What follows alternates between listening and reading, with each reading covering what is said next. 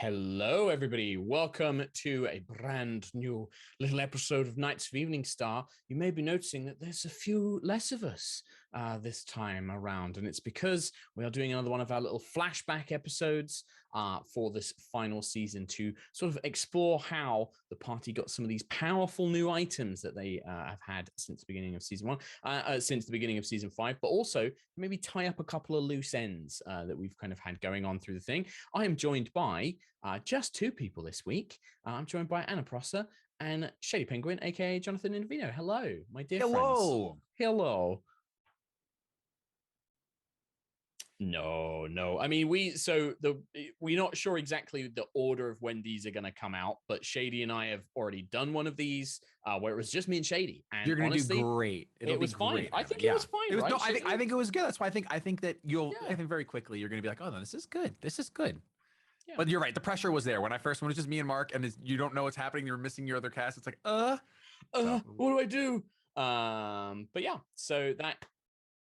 Oh, yes. True.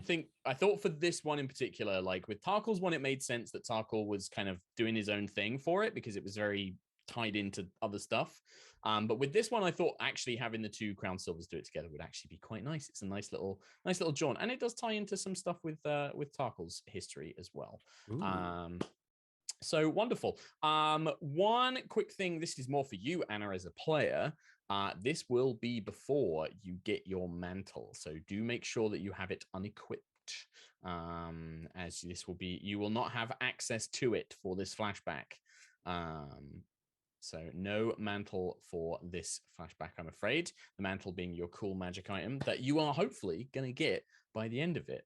And that's always the thing with these flashbacks is like, ultimately, we know that Agnes is going to get this cool thing and is going to be fine, but it's the journey of how we get there. And that's pretty much it. That's the friendship was the real legendary item we got along the way. That's nice. It's a nice way of thinking about it. Is there any questions before I kind of get into a little brief recap and a sort of setup for this little episode? I have a question. What movie is it that starts out that way, where it's like, this is not a tale? Is it Tangled, where Flynn is talking about this is not a tale of love and romance? I'm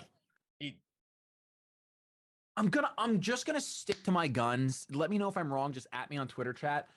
I think that it's Tangled. It sounds familiar. Where Flynn is explaining like what the story is going to be about. So we know where we get to eventually, right? But, Flynn is like, hey, I'm going to die. That's what he says right at the beginning. I remember now. Yep, forget it. Don't at me. Yeah. Forget it. Spoiler. No, I'm not gonna. No. It's said in the first 10 seconds of the movie. It's not. But yeah, it is. Flynn spoils the movie. It's fine. He does. But yeah.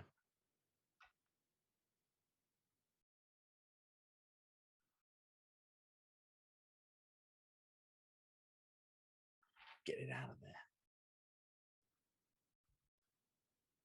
Healing up. You've got, exactly. Yeah, no cancer, and you're gonna have that cool badass scar. Like you're gonna have the anime hero scar going down. Yeah. You're gonna have that badass warrior kind of like, she's seen some shit kind of scar. You're gonna be typecasted into a barbarian. It's all right. You be whatever you want. Or like a gritty roguey fighter. That's the way I always get that kind of scar, like a blood hunter or something. Ooh. Yeah. I like that. Love it. All right. In that case, I will just set up the kind of like where we are and where this is going to be kicking off, really. If you are not familiar with Knights of Eveningstar, definitely go and check out the previous episodes to do a bigger recap. But the concept is basically that the two player characters that you're going to be seeing are two nobles of the land of Cormyr.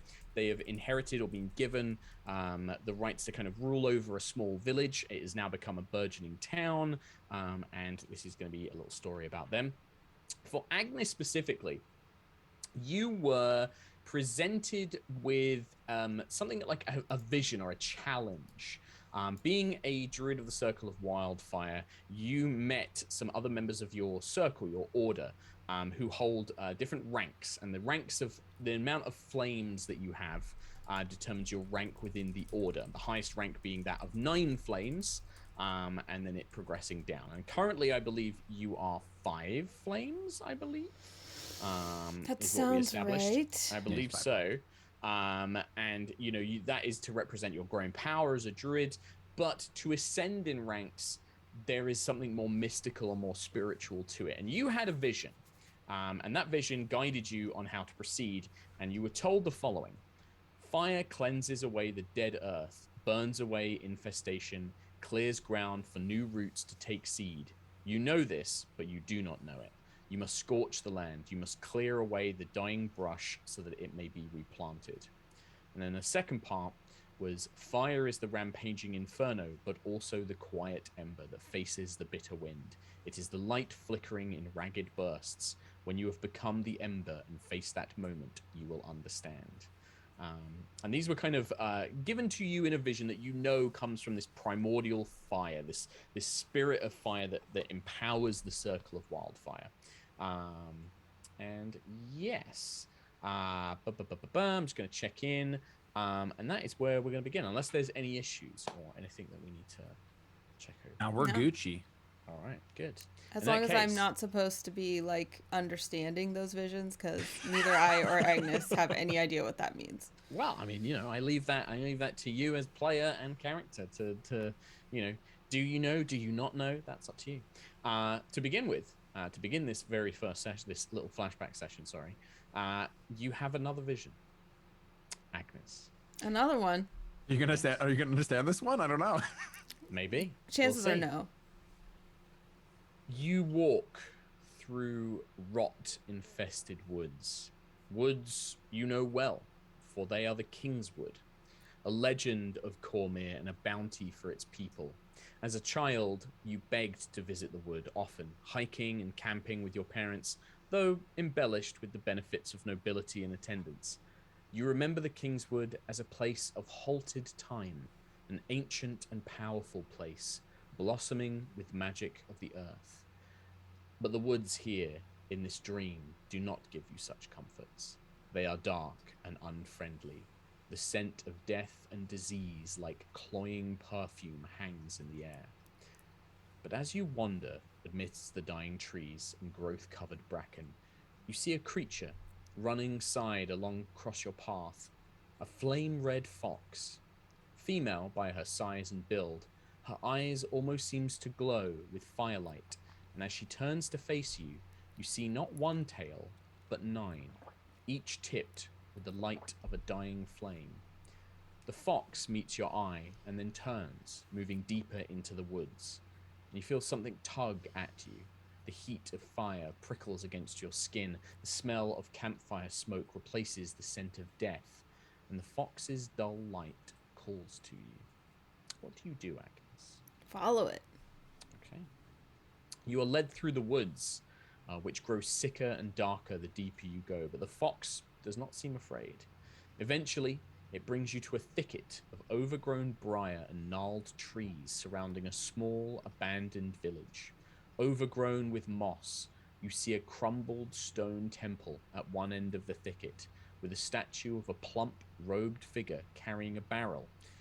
In the center of the broken village is a patch of beautiful wildflowers that has sprung up.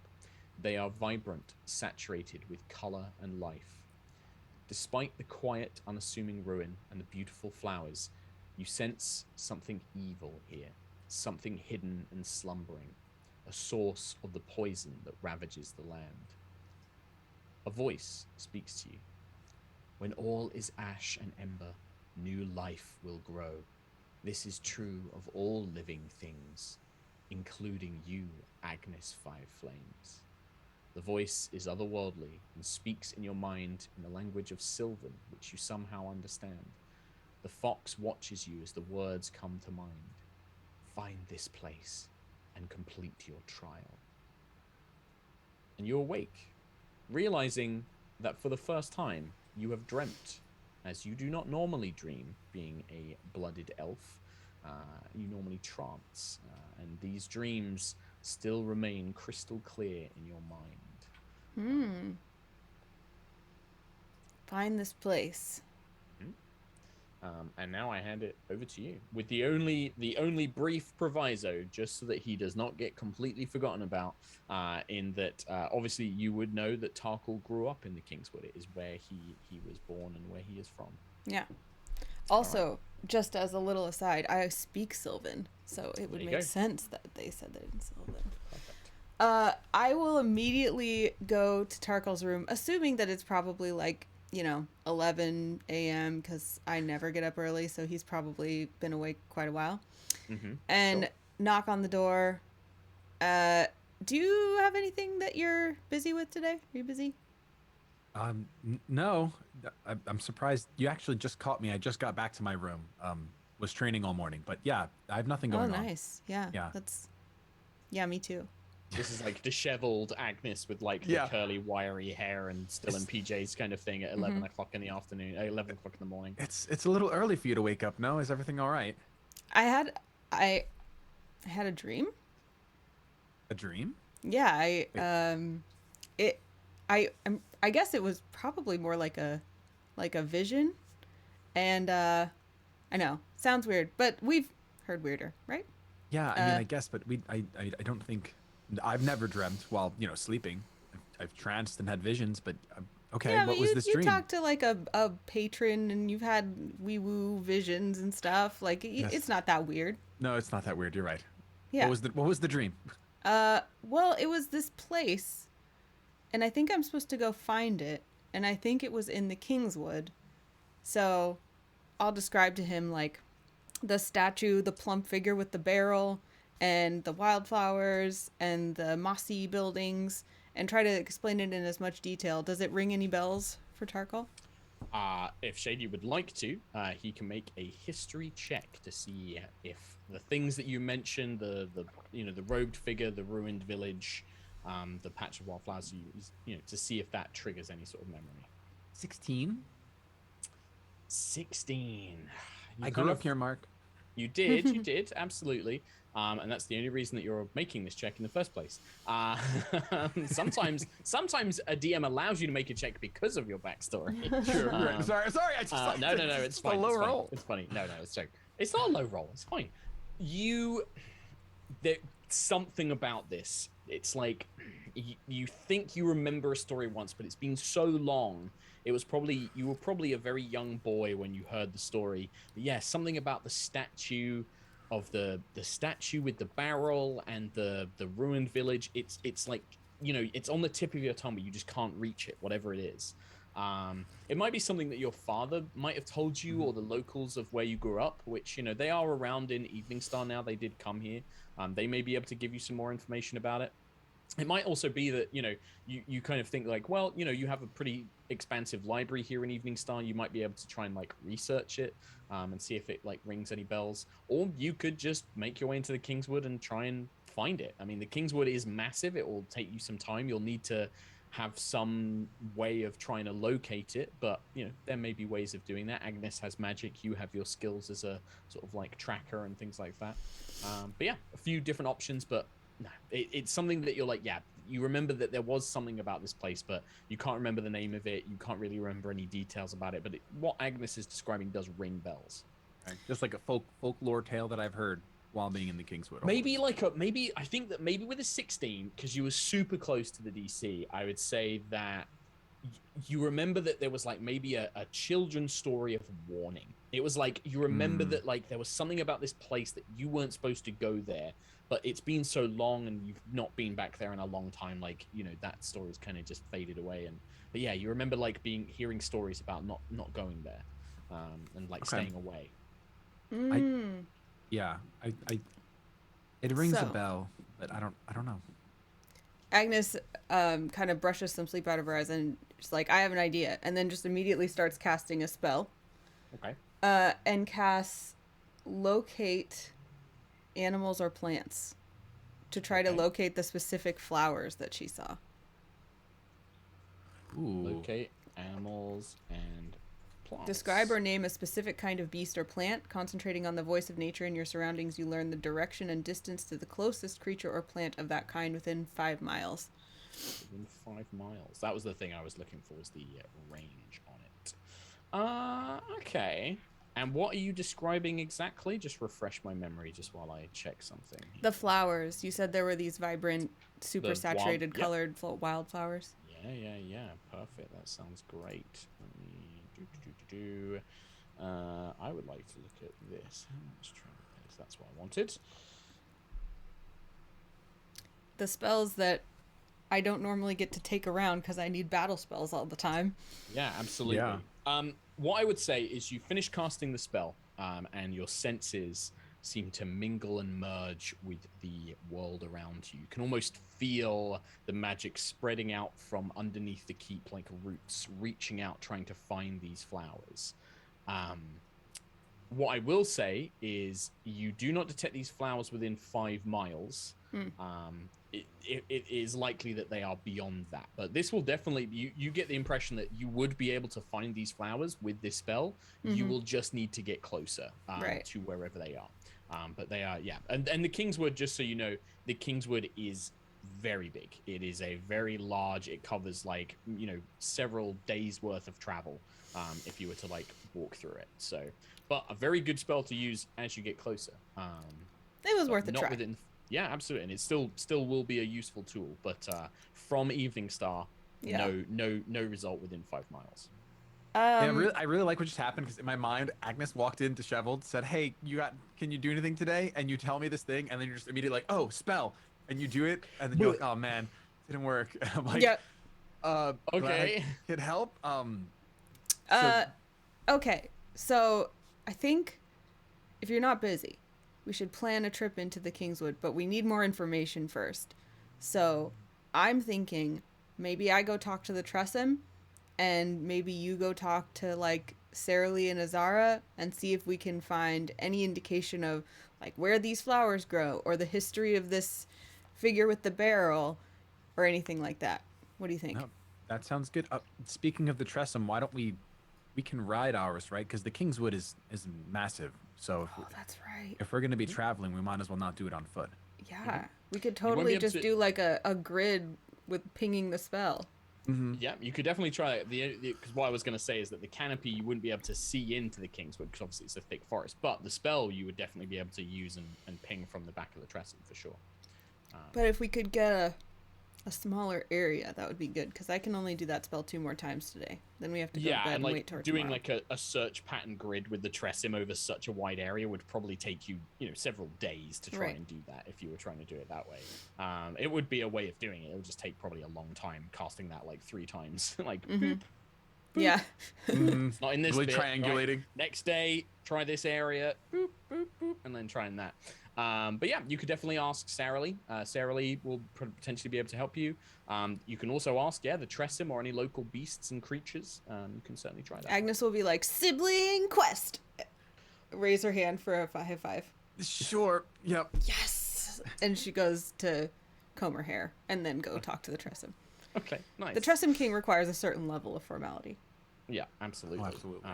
They probably would actually prefer Agnes looking more disheveled, actually. But in that case, what I'm going to do is I'm going to quickly jump over to Shady, and then we'll do Tressym. Because of the little vision thing. So, Shady, are you going to go speak to Sarah Lee, or are you going to do anything else? I think if she suggested Sarah Lee and Azara, I think Tarkle would go to Sarah Lee first, specifically. Yeah, I think that Sarah Lee, maybe this is like at the same time this is happening, Azara is off doing politics stuff in Arabelle or somewhere like that. Azara is not in the city, in the town. But Sarah Lee will kind of like nervously kind of like see you come in and be like, "Oh, Lord Crownsilver, how can I help you? I'm afraid Magister Azara isn't here." Like almost like, "Oh, you've come to speak to Azara. I'm sorry, she's not here." No, Sarah Lee, I actually, Agnes has a place she's looking for in the Kingswood, and it's a place that I'm not familiar with well enough to find, but I was wondering if you had any research or any notes on the Kingswood. Oh, right. Well, I'm afraid that I'm working on so many other things for Magister Azara and regarding this dragon and everything else. I don't know if I can help you do the research, but I can certainly point you in a couple of places here in the library that might be able to help you. Some different sections that you could look through and see if you can find anything. And what she'll do is she'll point out that there are the library is divided into several categories, right? Mm-hmm. And this will basically be a case of Tarkle doing his own little research of like using, skill checks to try and find relevant information. You get to pick which categories you look through. Going through a category does take time. You could also go fetch Agnes and bring Agnes here to help you do it faster. Otherwise, it will take a while. But the categories you have to pick from are Cormyrean history, myths and folklore, records, deeds, and proclamations, magical practices, and fauna and flora of the Dale lands. And Sarah Lee's just like, a village in the Kingswood. Honestly, it could be sort of any of these categories might have some information about it, but you might need to sort of piece. Often in research, we have to piece pieces of information from different things together to get a bigger picture. So it might just be a case of you might be able to find one thing that might lead you somewhere else. But I'm so sorry, Lord Crownsilver. I don't really have the time to help you myself today. But you're more than welcome, and I can offer you some advice. But yeah, otherwise this is help enough. I'll get to reading. Okay, thank you. And then she'll sort of like leave you. Then she's on hand if you want to ask questions. But yeah, this is basically going to be Tarkle pulling down books and being like, well, maybe this book has got something in it, and sort of flicking through it and using your different skills to try and figure it out. So is there a category you would like to begin with, Tarkle? What was the second category? Myths folklore? And folklore. Yeah. Okay, and what was the third one then? Yep, records, deeds, and proclamations.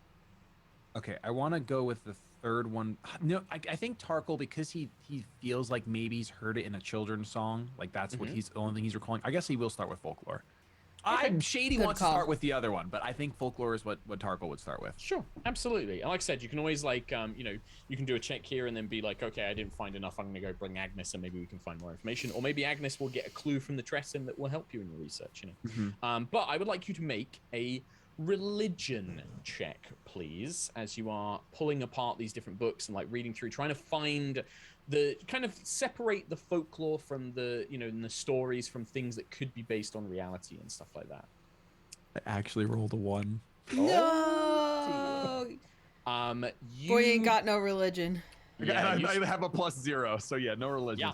It's this is not the kind of stuff that you're used to. You probably spend a good few hours reading through different books, like trying to find a statue with about a barrel and flicking through trying to find about flowers and the king, and you just, unfortunately, there is no results, I'm afraid. Whilst you are doing that, Agnes, you can easily locate the Tressim. You've got the big Tressim, or you can go find King One Eye. I want to find King One Eye. I feel like his network is farther. Well, and because he became sort of much older because of traveling through the Feywild and things like that, he is not one of the large Tressim. Like, he's remained small, but he's still the ruler of like all the Tressim. Like, the Tressim still like see him as like the sort of main wise leader.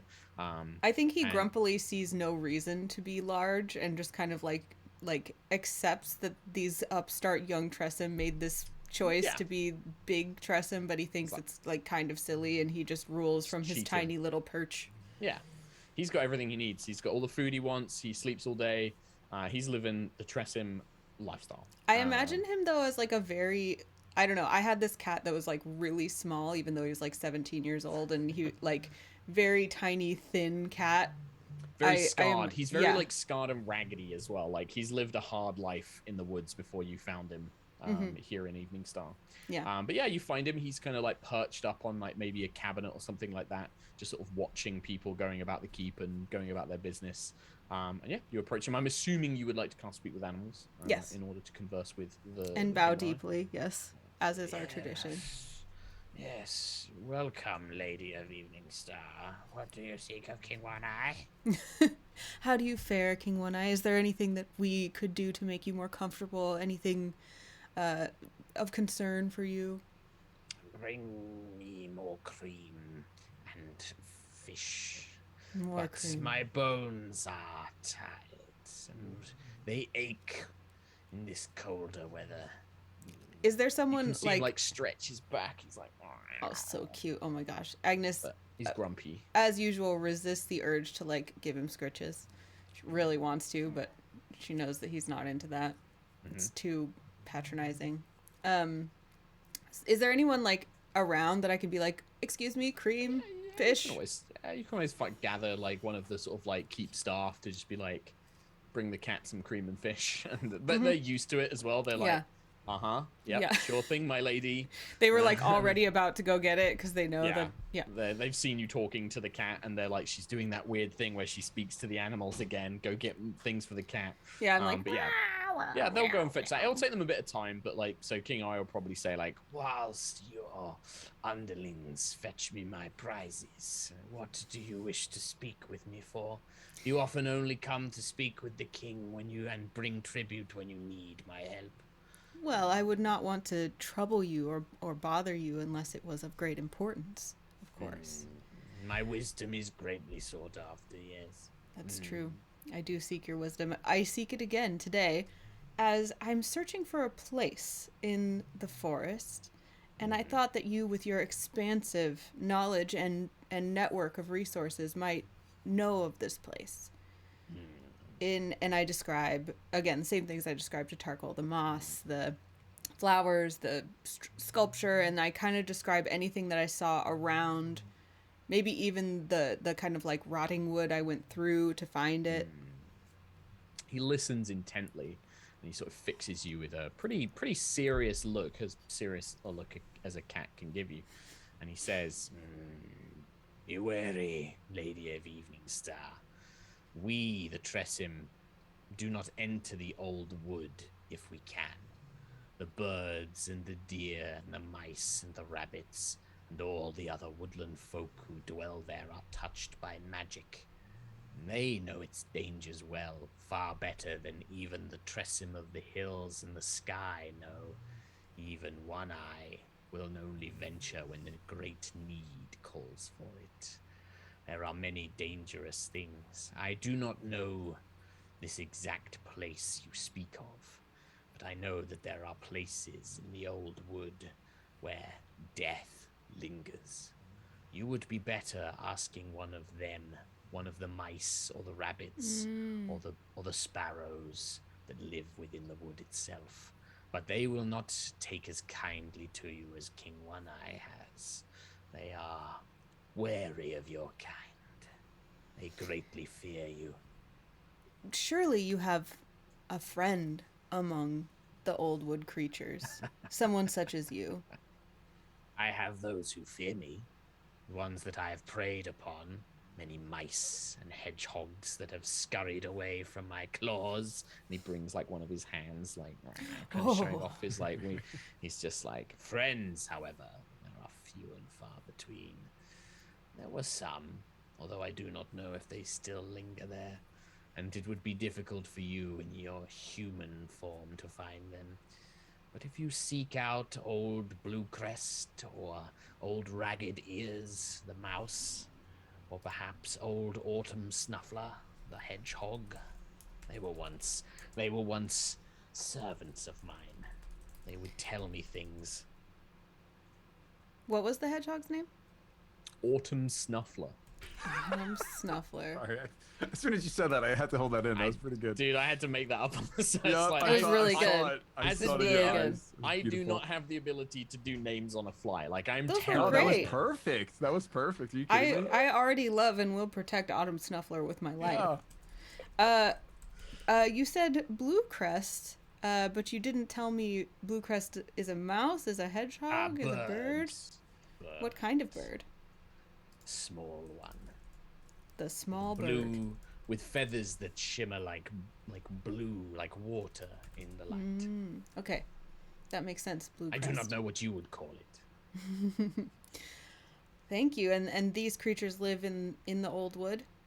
Yes, but the old wood is large. If you find them, good luck to you. And they speak my name and they will help you. But, it is a large place. And Where would you strange one. advise that I start looking for them? He looks, he says, at the edge, perhaps, I do not know. They wander, they roam. It will be difficult to find them. They will avoid your pathways, the roads and things that you humans travel on. Look for dens, for nests, for warrens and burrows. That is where they hide. I'll ask him also for detailed descriptions of each of these creatures, because I can locate You can use plants and locate. animals. So. Yeah. He'll give you like it's the nice thing is because Old One Eye is a Tressim, they're very intelligent Tressim. They're basically as smart as people, so he can like give you a full on like description of it. But I think you as Agnes would know that normal animals like hedgehogs and sparrows and mice, it's going to be harder to like, they won't be able to converse with you as easily as One Eye does. Like, even if you can understand them, they won't understand things from a human perspective. Things like they're very bad at giving directions or like talking about things that are beyond their knowledge and scope. But King One Eye is a bit more with it, and yeah, he can give you like a pretty in-depth detail and like describe them and their size and their weight and, you know, how old they are and things like that. Okay. But yeah. Before I leave, I'll ask him, I know that your Tressim army sees all, and your scouts keep a wary eye on all of Eveningstar. So could you ask them just to keep an eye out for flowers like these or places like these, and just let me know if they see anything that might be a clue? I will, yes. But such places are deep in the old wood, and now that we have our home here in Eveningstar, we do not wander too close to that place. But I will tell them. I will ask them to be wary. Thank you, my king. I bow. You are welcome. With all And at the courtesy, same time, withdraw. cream and fish is brought, and the servant sort of lays it down. And he just says, "You may leave," and he starts. Thank you. Freaking love King One Eye. It's just like every old grouchy cat that I had as a kid growing up, because we had cats when I was growing up, and one of them was just this old grouchy cat that hated everybody but me, and that is very much King One Eye with Agnes. He hates everybody but Agnes. Like, he like doesn't go near like anybody else who tries to come near him. He's just like swipes at him. He like hisses at him. Like, yeah, he's an asshole. But with Agnes, he's like, yeah, you're okay. You treat That's me why I properly. like him so much, because literally it's like with any cat. If you just treat them like royalty, like, oh, I'm so below you, you're so amazing, then they're like, all right, you're fine. Yeah, perfect. But yeah, so I think that like after you have that conversation with King One Eye, I mean, would Agnes go looking for Tarkle? Yeah, go reunite with Tarkle. You would find him in the library, surrounded by like all these kids' fairy tale books, and and he's like looking at them, like, no, he's like just flicking. He's got like pieces of paper everywhere around. I imagine his hair's all disheveled. Yeah, like, just super disheveled. Exactly what I was gonna say. Just Yep. like, Just like where and he's he's been, like like looking at a kid's book, like, any luck, bro? No, this isn't exactly my. I'm trying here, but it's not my strong suit. I'm just flipping through pages. Can I just try Looking to at like pictures. aid him? Like, I'll look at the pile he has in front of him and see if I notice anything. Yeah, so you can. So the same thing applies for you, Agnes. You can pick a category and you can make a change. So if you'd like to still look through myths and folklore, you can make a religion check. Or if you'd like to pick another category, it might be a different type of check to sort of research that one. I'm really good at history, so I feel like I'm drawn to those kind of books. Yeah, if that's the case, then I would say that there is a section, a category called Cormyrean History, which could probably be an easy one for you to look through.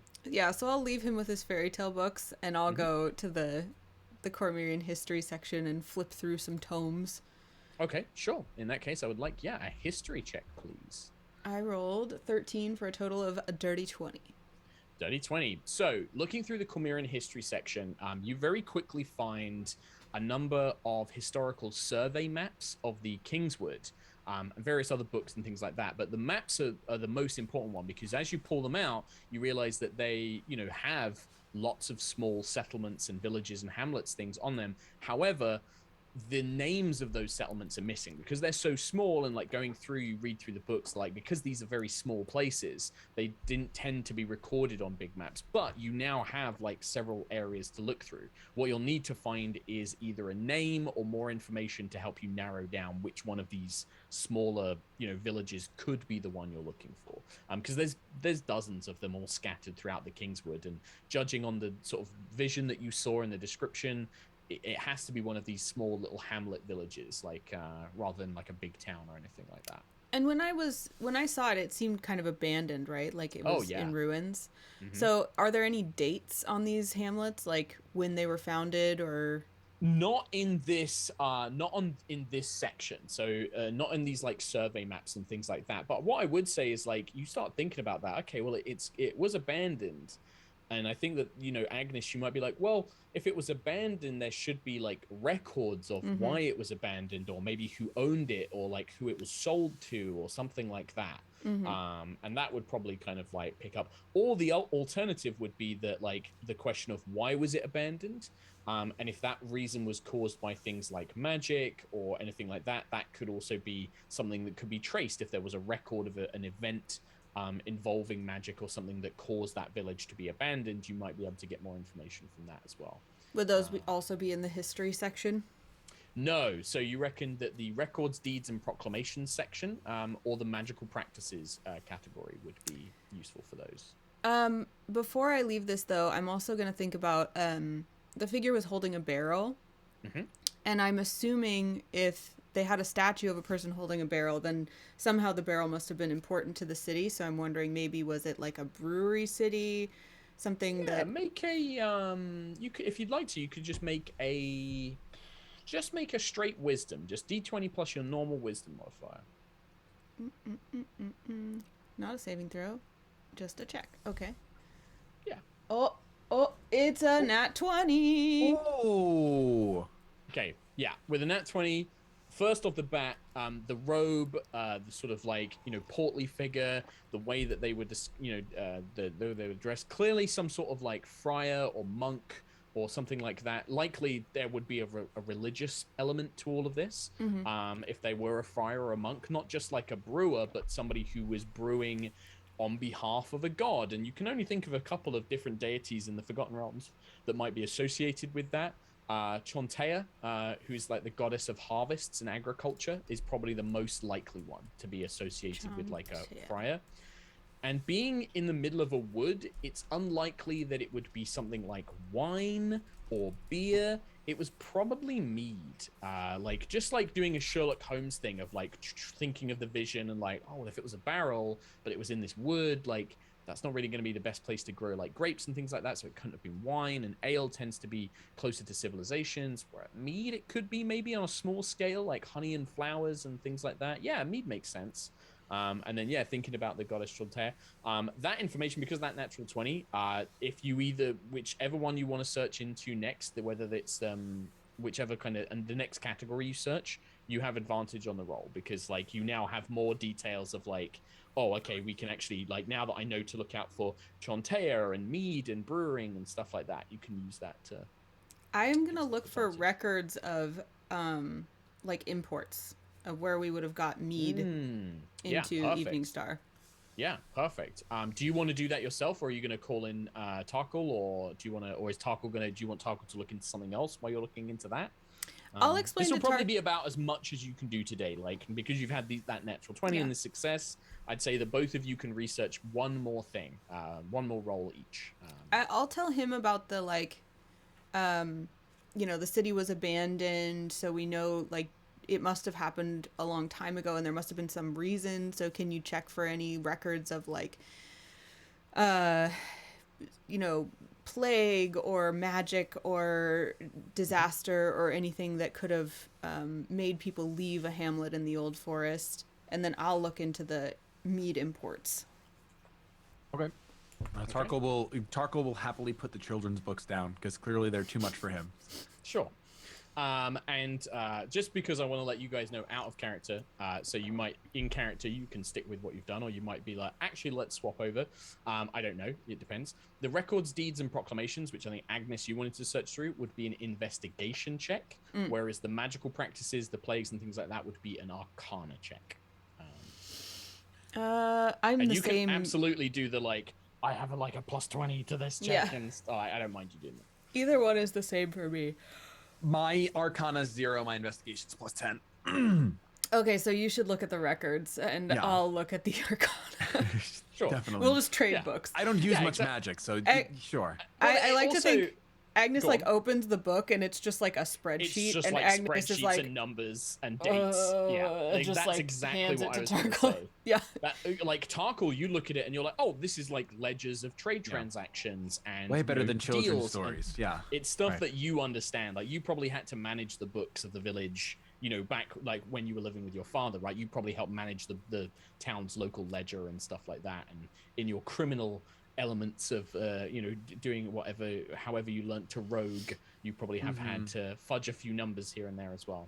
And then for you, Agnes, the magical practices, it's a lot of kind of probably things that you have read. Some of the books here you've probably borrowed from Azara and you've read as well. It's things like druidic practices, it's records of magical relics and history and magical beings like archfey and stuff like that. There's a lot of it's pretty expansive, but it's definitely probably a section that you and Azara have delved into to learn as well from, like when you've gained new spells, when you've leveled up, you might have come back here and researched and things and stuff like that. So yeah, one of you can have advantage on this roll as well. I feel like with a plus 10, you don't really need advantage. Yeah, and I think you earned your advantage by getting that 20, and this is your story, so I think you should have it for sure. I should probably do it as that 20 would have been, because you roll a natural 20 in the new 1D playtest. That means that you would gain inspiration, or you can give inspiration to somebody else. So you can, there you go. That can be your inspiration. Awesome. Nice. I may have just rolled a 20. Just want to throw that out there. Perfect. So wow, you really didn't need advantage. I went from a 1 to a 20, so that is the you dichotomy of math lady'd this spreadsheet. Just like numbers, just like. Wow. Yeah, perfect. All right, and then Agnes, do you want to roll your Arcana? And yeah, I mean it doesn't matter, but yes. Let's see. It does matter. It does matter. There's different information in different. I rolled a nat 20. Oh we are on fire. On D&D Beyond. She's been doing hers on D&D Beyond. There's no foul play here. Well, I mean, there's no. I trust you guys anyway. But isn't that like your second one? It is, and that never happens for me. So apparently, libraries are Agnes's place. You know what that means? You both get inspiration again because you both fulfill the natural 20s. You both have. I'm gonna mark it on my D&D Beyond. Mark it on your D&D Beyond sheet. Let's go. All right, let's go with Tarkle first then. Yeah. So looking through these records. And you're sort of, I imagine that this is that research scene, right, where you've both got books, you're like on desks and you're like, hey, did you find anything about this? Yeah, I found about this thing. Can you check in your books about this thing? And you're kind of swapping information, right? Yeah.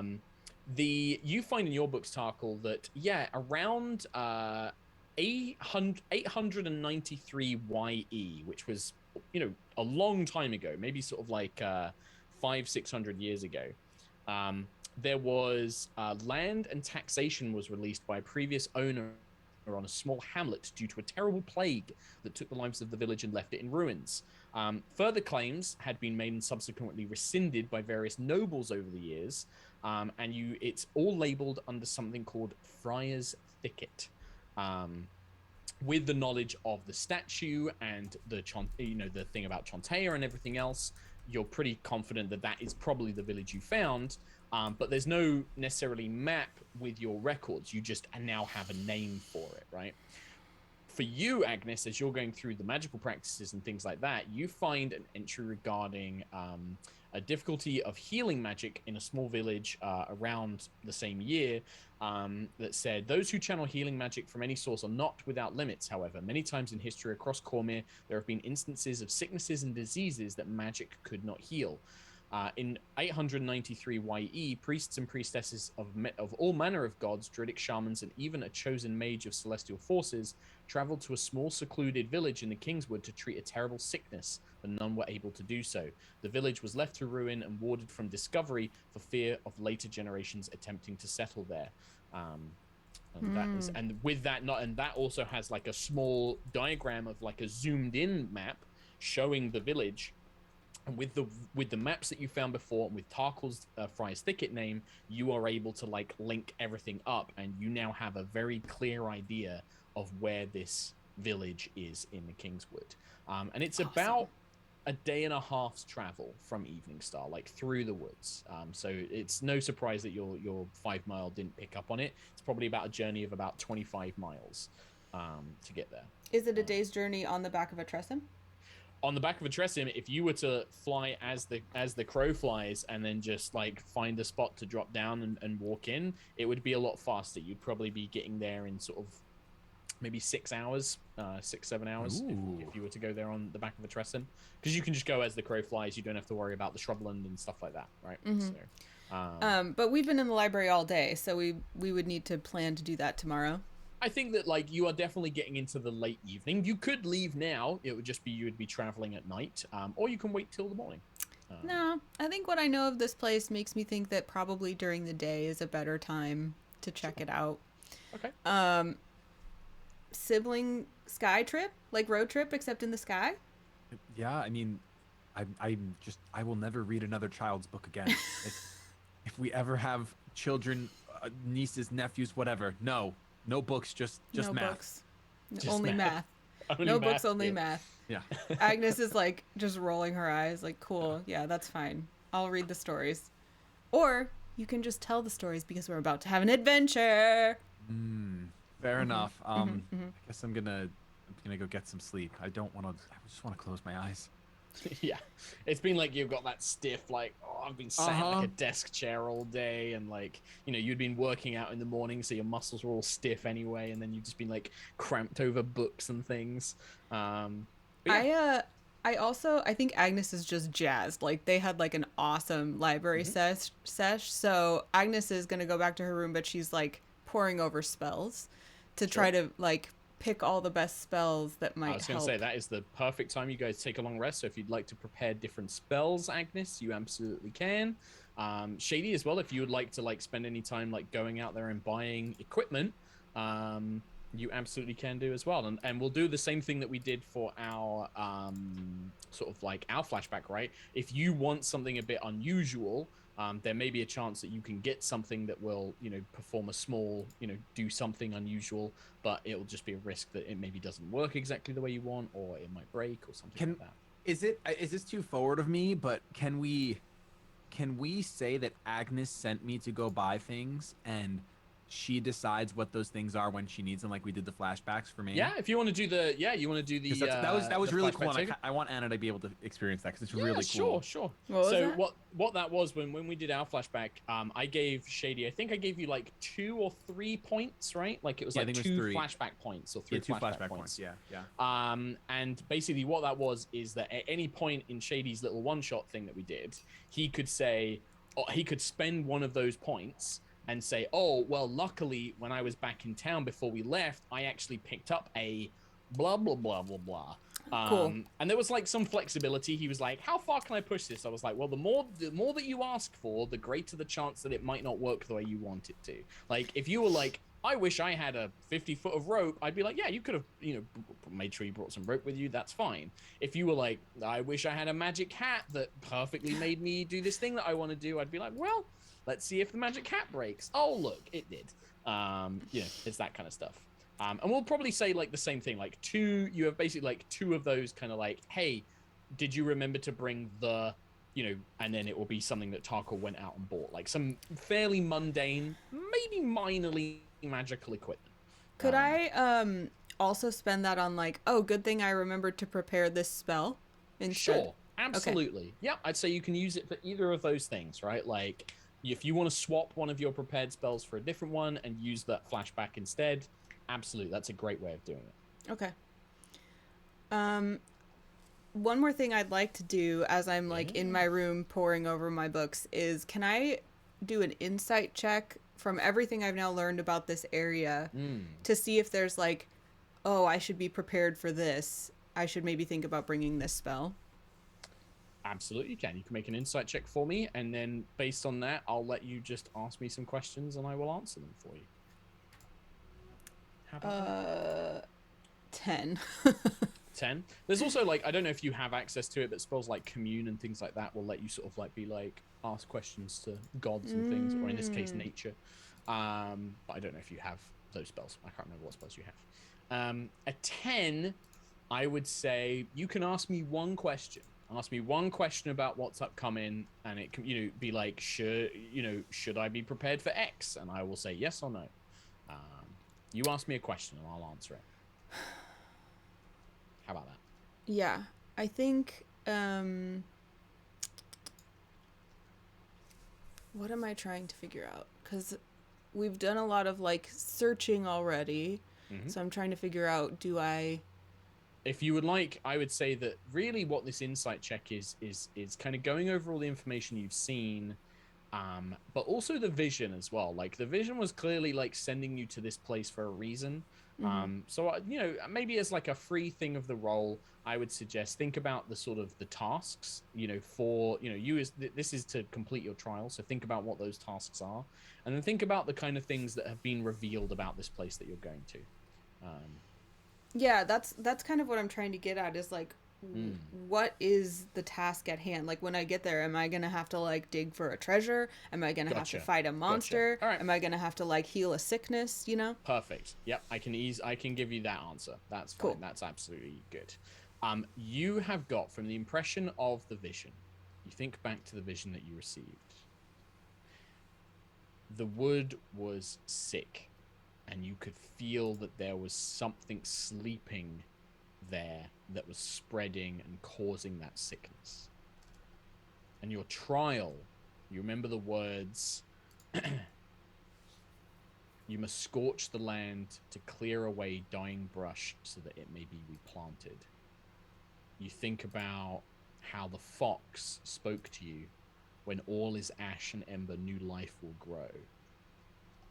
You're not quite sure what the second part of your task, the thing about becoming the ember, but you have a feeling that this trial is sending you to this place to cleanse this sickness, to maybe destroy it, so that new life can grow. But you suspect that you will have to destroy the sickness, likely with fire, in some form or another. That could be metaphorical fire, it could be physical, actual fire, but that will definitely be a part of it. It will be to use flame and burn away infection and rot, to make way for new life in some form. Okay, cool. Then I'm gonna bring some fiery stuff. Sounds good. Sounds good to me. I found one more fire spell I want to take, and I just have to figure out something to not bring. Sure.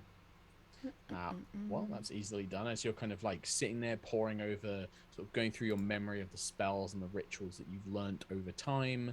We see the sort of moon beginning to pass through the sky and the stars coming out and falling over Eveningstar into the evening as you begin to make these preparations. And I had totally forgotten that you have flying mounts, and so all of my massive section about traveling in the Kingswood with random encounter tables and all of these other things, I'm just gonna put that in the back burner for now. It's fine. It's fine. Hey, DMs, it happens, right?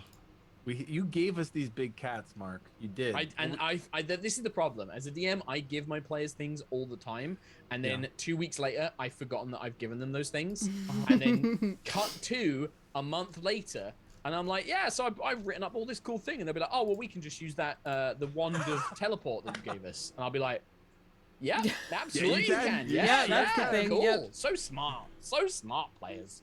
You got me. That's what I wanted you to do. No, that's fine. Like you say, you just put all that info in the back. I'm sure it'll get used. It'll get used. That's the nice thing. Never you just saved yourself future work. That's all it is. That's it. Never be salty about it. Let player agency most important. Oh. Because as soon as you started talking about it, I was thinking, I'm like, I know we have these cats, and like we can just ride them. We haven't ridden them in a long time. And I was just like, that makes perfect sense. Why wouldn't they do that? Why would they not just fly over the forest and be like, oh well, we found it. It's down there. And I'm like, that makes perfect sense. And I'm stupid for not thinking of that. But yeah. I guess. Oh, dang it! I keep thinking like, oh, I'll unprepare this because I won't use it, and then it's one of those like always prepared.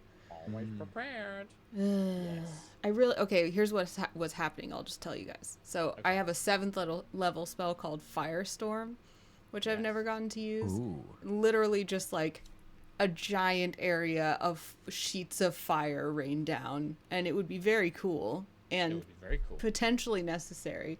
But I'm just trying to like figure out what I'm not going to need, and so many of my spells have cool applications. Do you have Dispel Magic? I do not know. Okay. That's always a good one to have. The only magic I have is Silent Image, and I can make myself invisible.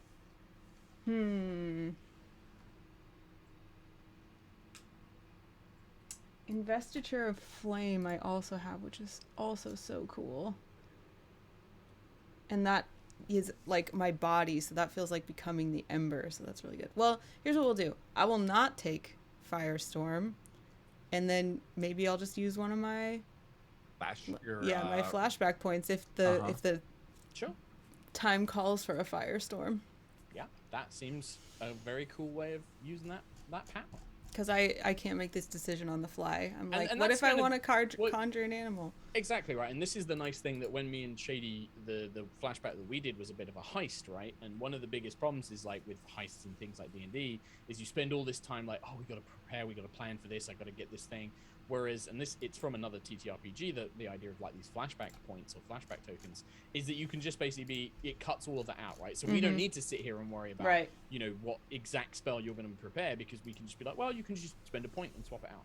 Right? And I just realized like, I had good job I prepared this. Yeah, I found a spell to unprepare that I didn't need. Nice. As you were saying that, so Perfect. but still.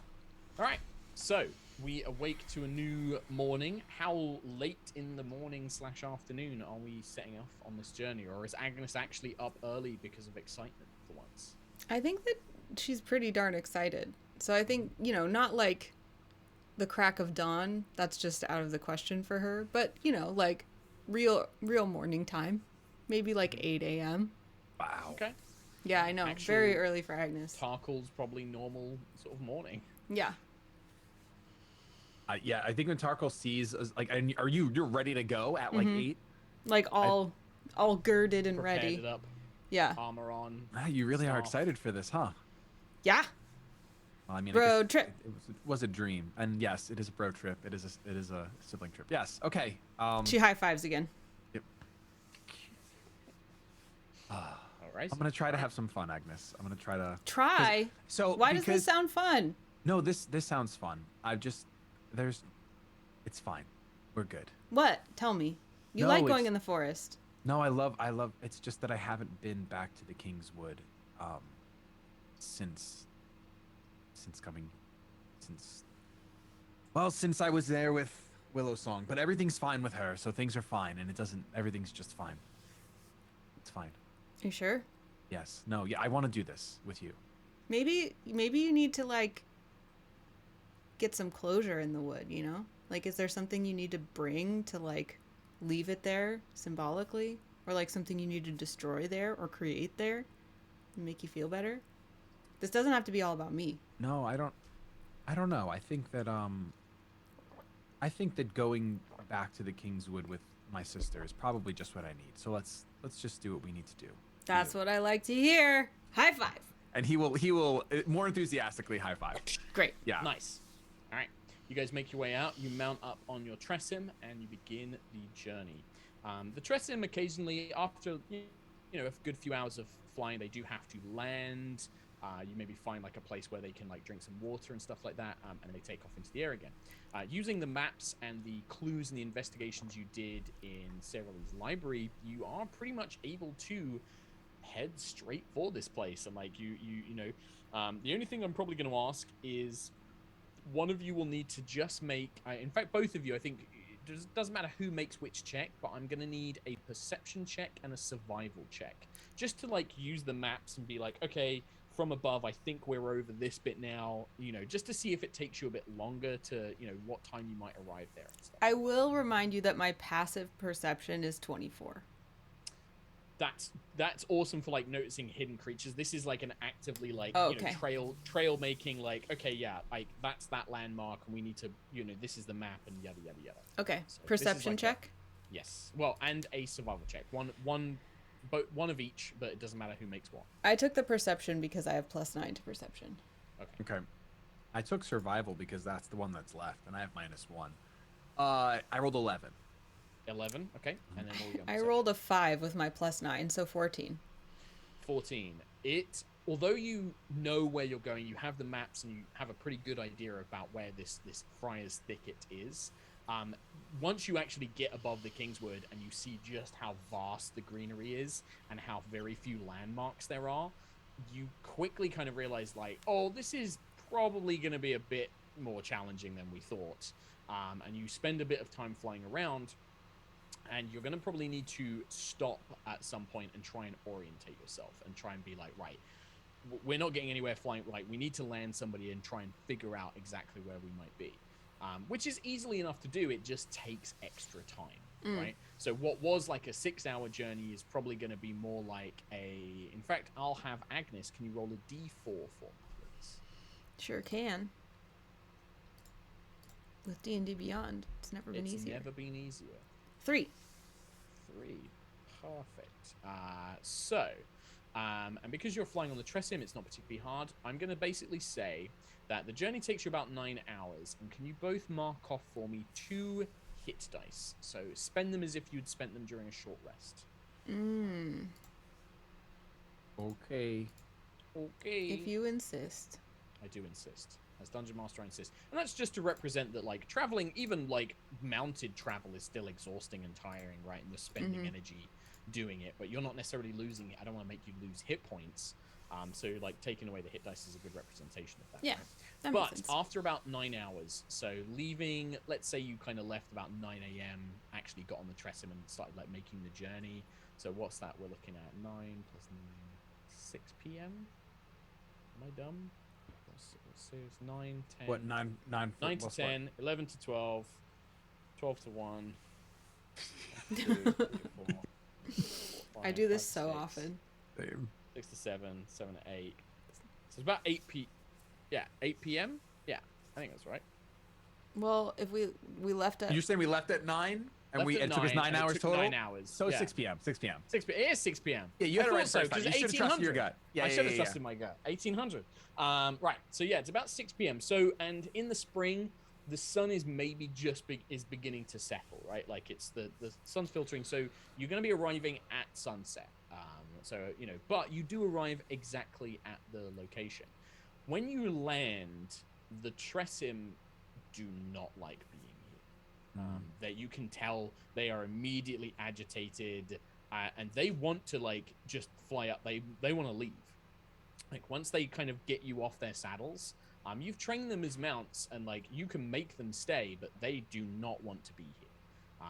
And you can see looking around, Agnes, with your passive perception, you kind of think you know why. Like looking around, all the trees here are sick. And across, like, it's very vibrant. It's very, sorry, not vibrant. It's very lush with vegetation, but that vegetation is all mixed in with fungus and kind of disease and is unusual. Like, it doesn't look right or healthy. The ground is soft where it shouldn't be.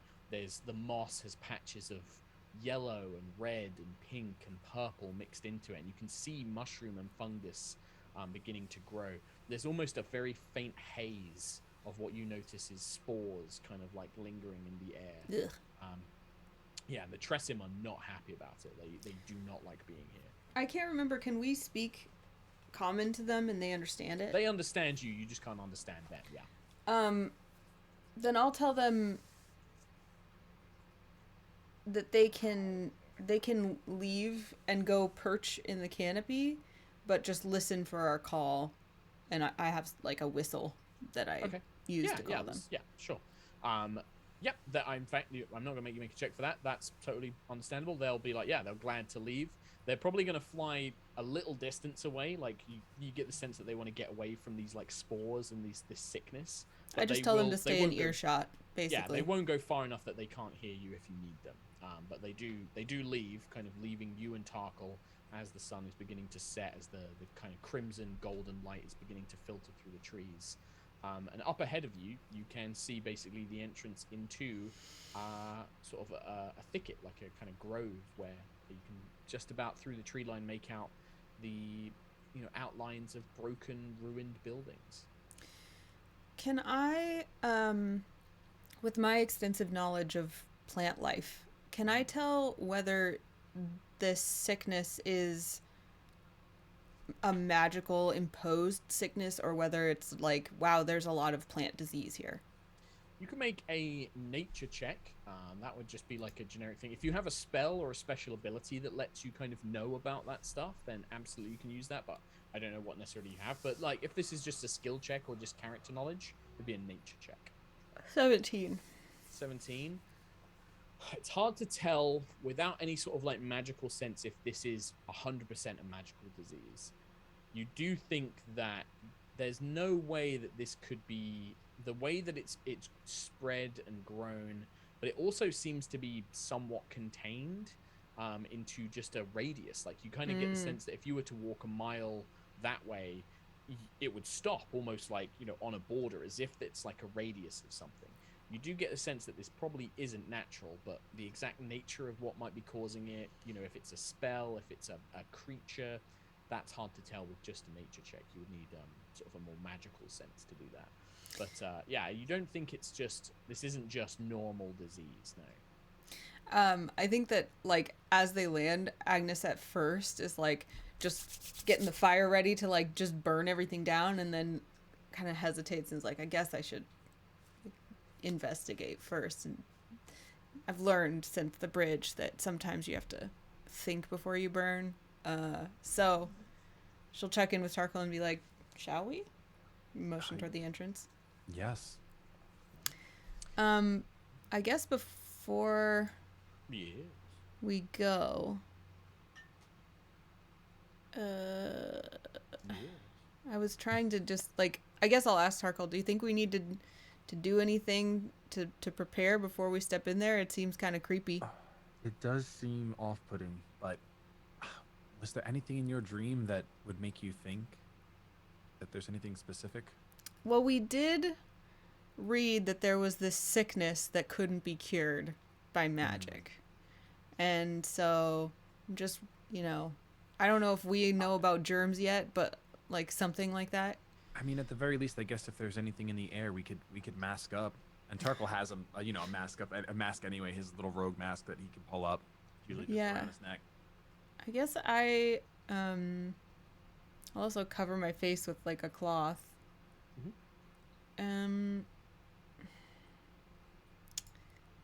I have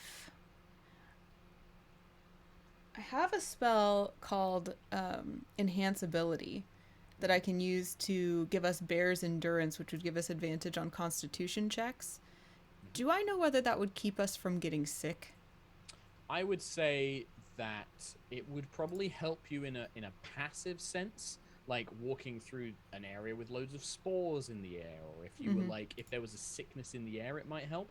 If somebody were to target you, if like a monster were to target you with like a poison breath, because it's only on ability checks, it wouldn't help you on like saving throws or anything like that. But I would say it would definitely help you in a more general sense. But yeah. I'm kind of thinking more along the lines of that, like, you know, we're walking into this cloud of spores. Just want to make sure that we kind of... I will also point out Enhance Ability is a concentration check, so you'd have to cast it at 3rd level to do both of you. You can every level above 2nd, you can add an extra creature. So if you cast it at 3rd level, you could do it for both you and Tarkle.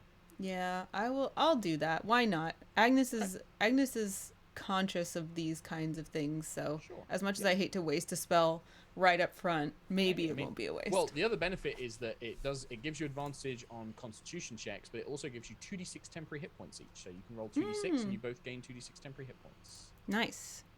2d6. You lose when the spell ends. Ooh, 7. All right, so you both get I got 7 too.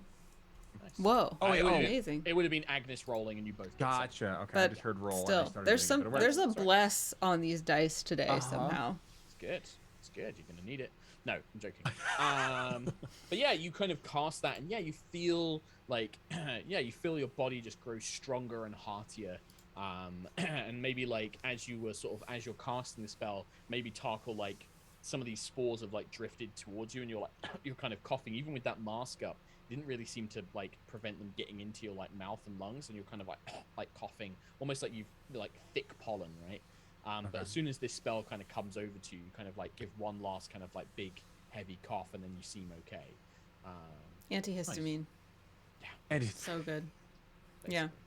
Yeah. Anything else you would like to before stepping in? It's like a little small, tiny bit of a winding path that leads into the actual little village. So. No, I'm ready. I'm excited. Let's do it. All right. Okay. Within the ruined village, the forest is silent. You hear no bird song, no rustle of mice or rabbits dashing through the underbrush. The crumbling stone walls have been reclaimed by thick yellow-green moss and sickly, thin, reedy bushes. Many of the homes have collapsed roofs or walls.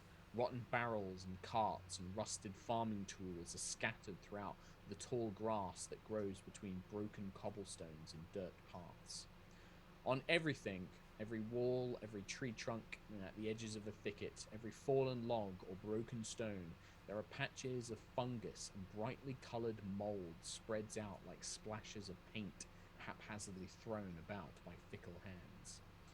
At the centre of the village, a small hill covered in brightly coloured flowers catches the sun as it begins to set through the boughs of the dying tree canopy.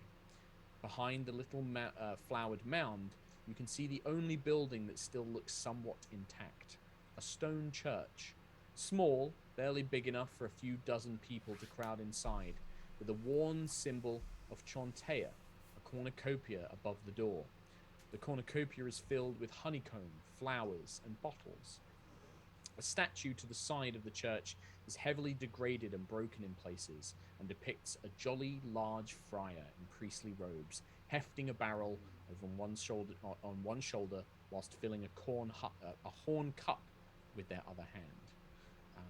That is what you see before you. I'm also in our little Discord, and just for your reference, I'm going to put a little, very badly drawn MS Paint map. Nobody else needs to see it. We don't need to show that to anybody. the art, Mark. What are you talking about? I know, it's so I love good. that you used. I love that you used the spray can for the trees. I really, Listen, really man. want to show this map. I'm not I going know. to. If you want to take the time and effort to edit it in, you can absolutely do that. Oh, that's great. That's yours to use. Let's as see you how wish. quickly I might be able to just throw that Okay. up there real fast. And we're coming from the south or from the east? Southeast. Southeast, we will say. You're Okay. coming from. For the purposes of, because, you know, I ask you to make my life easier. Basically, yeah, like, this is, you know, imagine that if you were to go, like, you know, this is just showing you, like, the main areas of importance, right? Like, you know, the area around the rest of you is thick, dense, dying, sickly woodland. It's very difficult to move through. It's difficult to, you know, fight or hide in. The village was definitely built here for a reason, because it is this, like, open thicket. But yeah, Okay. you are coming from the southeast, north being the top of the obviously the thing. You can see the mound, you can see the ruined buildings, you can see all the different streets and parks and things like that. You'll also, on the little map that I've done, whether we show it or not, everything is divided into these zones, right? Because we're doing this theater of the mind, this is an idea I wanted to try out to make it a bit easier. Each of the zones, I'm not going to give them, like, exact dimensions. I'm not going to say, like, oh, the mound is, like, 50 feet wide or anything like that.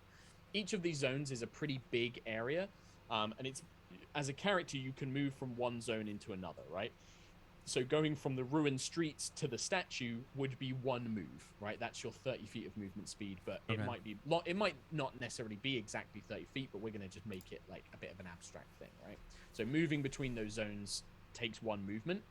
If a creature is in the same zone as you, then you can move up to attack it and get within 5 feet of it. If it's in another zone, you have to move into that zone and then in your next turn move up to engage it, right? Okay. Likewise with things like spells, big area of effect spells might hit 1 or 2 zones.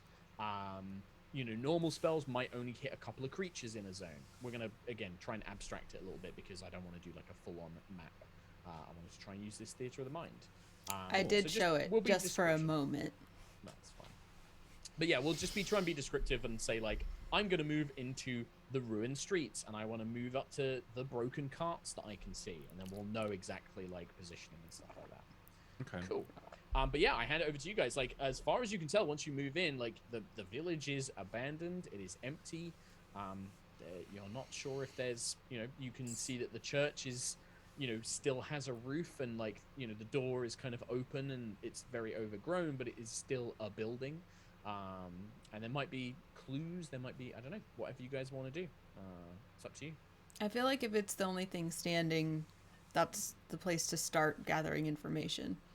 I agree. Okay. So yeah, I'll go to the church.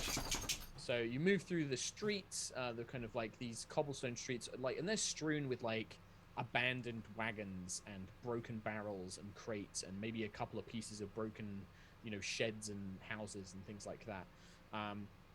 You eventually make your way to the temple. The temple is pretty much abandoned. Anything that was once of any real value or use is long gone. The windows have been broken. You can see like there are little holes in them. You don't really see any signs of animal nests or anything like that, but it is still heavily overgrown. The only thing you can tell is that there is less kind of fungus here. That sort of rot mainly seems to be mainly around sort of the other buildings. The temple seems to be fairly free of it. There is a couple of barrels stored in sort of like a corner, a couple of broken pews, a broken podium, all made from wood. Very simple, rustic, small villager stuff. You know, there's no golden holy symbols or anything like that in here. It's all fairly standard. The stained glass windows once would have been very simple, you know, pretty but simple. They're now heavily broken or worn down, but you can just about make out a halfling woman with a cornucopia displayed in them. Do I recognize that as Chantea? That would, yeah, you suspect that is a representation of Chantea, yes. She's sometimes depicted as like a dwarf or a human as well, but quite often a halfling farmer and stuff. But yeah, apart from, yeah, that's kind of what you see in here. Neither of us are like super adept at religion, but I want to do a religion check to see if I have ever heard of like it seems like this place is a little bit isolated from the rest of the disease. So do I think that that's because somehow there's a religious power here, like a power of a god, or Yeah, how is it connected, you know? You can make an insight check, just a straight insight, I think. This is more like you making an educated guess rather than actual knowledge. 17. You suspect that, like, even though this is a fairly small, you know, very simple church, the sickness probably, maybe that there is a very slight element of divine power here that is kind of has held it at bay. It could also be that because the church is mainly stone, the other buildings were mainly made out of wood and straw and things like that, and you know it's harder for, you know, fungus and that to take heat, you know, to take root in a place of primarily stone. It could just be simply that as well. You don't think that if there was a divine power holding it at bay, it's not very powerful, and certainly wouldn't protect you if something were to, you know, be more aggressive here. You just suspect that it might be at least separated for now. So at least in my educated guess, it's not like the whole situation here is somehow spiritual.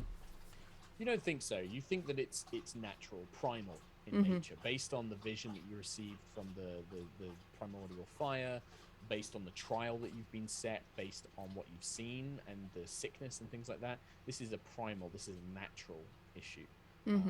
There could be something there's definitely something magical, you think, but you don't think this is anything to do with Chantea or the gods itself. You just think that maybe she had a church here, and just maybe even just bad luck.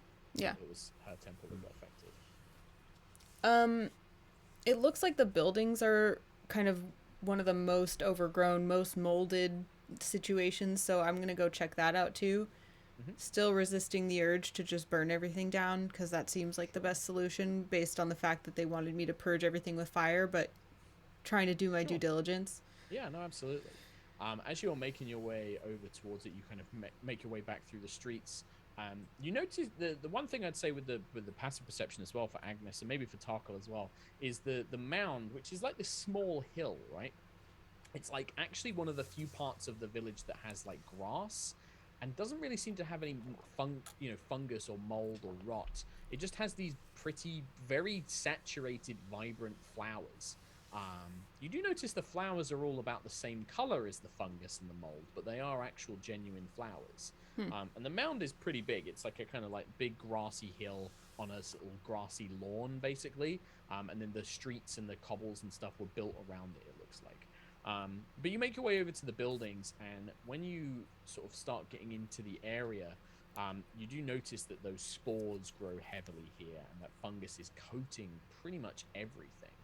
Is there a particular thing you want to do here? Are you examining the buildings, or do you want to kind of like search through them for any signs of anything? Or... I think I'm just like doing a general investigation of like, is there anything of note, or are these just rotten buildings that I should burn down?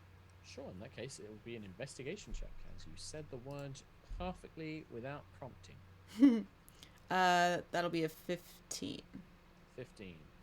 The first thing, you believe that these buildings are just abandoned. They've just been, you know, the wood has rotten in moisture and rain and you know, as things have overgrown.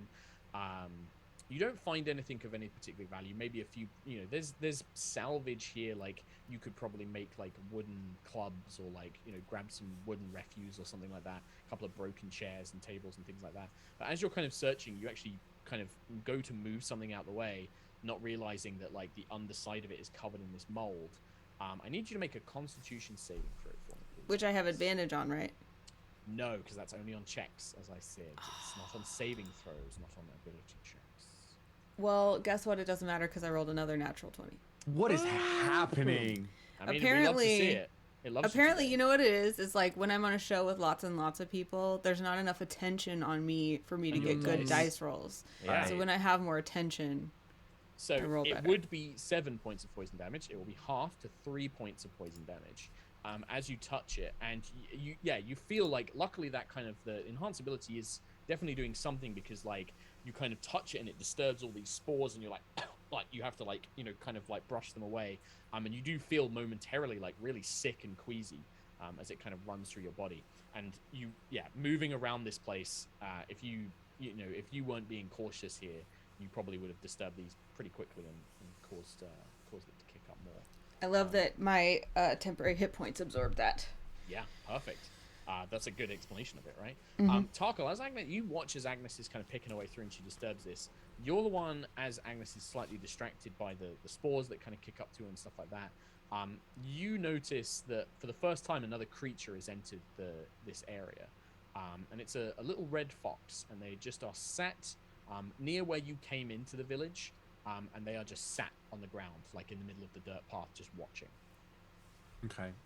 I guess as Agnes is coughing, I'll... sister, this is the first life we've seen in here. I don't know if it's important. Does it have 9 tails? You look, make a perception, like a full-on perception check for me. Both of you, in fact. Okay. Actually. I'm not joking. I rolled another 20. Oh my really You God. can look in really- D&D Have you Beyond. got like new dice? This is all on happening? D&D Beyond. This is all D&D That's Beyond. This is all Yeah. cracked. I rolled a That's 17, so not that I matter. wild. I could show you right now the No, game I log. trust you, dude. Like, No, that's I would never... I've been watching it happen. Mhm. Yeah, I just This almost is want to. I this just is want to look Agnes's at the, adventure. I want to look at the. Dice This is the for game thickest log so I anime can plot see it. armor I've ever seen from anyone on their own adventure. I love it. Oh my god! I have a really cool. I forget what the dice set is called right now too, but every time it rolls a It's d20, it has a really wild. cool animation. Oh, nice. So cool. No, it's great. There is, and what did you get? Tarkle 17. 17, yeah. To Tarkle, it just looks like a normal fox. Like you just think of it like a little red fox. Maybe you would pick up on that. It's quite small, slender. You probably know it's a female. But to Agnes, it certainly wants to look like it's a normal fox. But you see kind of spectral, kind of fanned out behind it, the 9 tails, and it kind of cocks its head towards you. And it just repeats something that it said in the vision. You hear a voice in your head, but you just hear it repeat the same thing. As it just watches. You're not sure if the voice is coming from the fox or if the voice is just a presence. But you just hear, when all is ash and ember, new life will grow. This is true of all living things, including you, Agnes Fireflames. And it just cocks its head. And it might sort of like make its way towards the central mound. But it doesn't get close. It doesn't actually enter the grass. It just kind of looks towards it, almost like it's pointing its muzzle towards the mound in the middle. I have 2 questions. Yes. 1, Agnes uses speak with animals all the time, so she would know if this is like a magical creature, does it count as an animal? Like, would you be able to talk to it, or would it be a waste to use speak If with this animals? is a purely magical creature, it won't work. Speak Okay. with animals will only work if it's a natural beast. Okay. Second question. What does Agnes know about foxes with 9 tails? Like legends, that kind of stuff. I think that, like, you know, because I don't want to, this isn't necessarily a thing from real world mythology, right? Because I know that we have the kitsune and stuff in real world mythology. But considering that your order is the Circle of Wildfire, it's to do with nature and beasts, and you know that there are 9 flames, it has always been taught to you that the leader of the sort of, not leader, but the person who taught the first Wildfire druids, the first acolytes of the Wildfire, were taught by an archfey who appeared to them as a creature with 9 flames surrounding them, sort of like in an arch. And they were always surrounded by these 9 burning, hovering fires. And they've appeared as different animals. They've appeared as like 9 flaming rabbits. They've appeared as a wolf with 9 eyes all burning and things like that, you know. But generally they take on the form of an animal with some sort of 9 fiery elements to them. Yeah, there's not really a name. They're just called the primordial spirit or the primordial fire. But they are the one who first taught the druids of the secret of Wildfire. And then ever since then, the first acolytes became the 8 flames, and then, you know, they taught the 7 flames and the 6 flames and the 5 flames and so on and so on and so on. I imagine that there's like a symbol of respect for someone who is of high flames. You know, like in the military would be a salute, or in religion would be like a, you know, cross yourself or something like that. So Agnes is going to take a knee and like hold out her hands and reverently, like a little spark. And that's like the way that you kind of bow to someone who is of great importance in the circle of Wildfire. Your teachers and stuff when you were learning this stuff. Yeah, for sure. And it seems to look at you. It just kind of cocks its head, watching. I'll just ask it. All should be ashes. Shall I burn this place?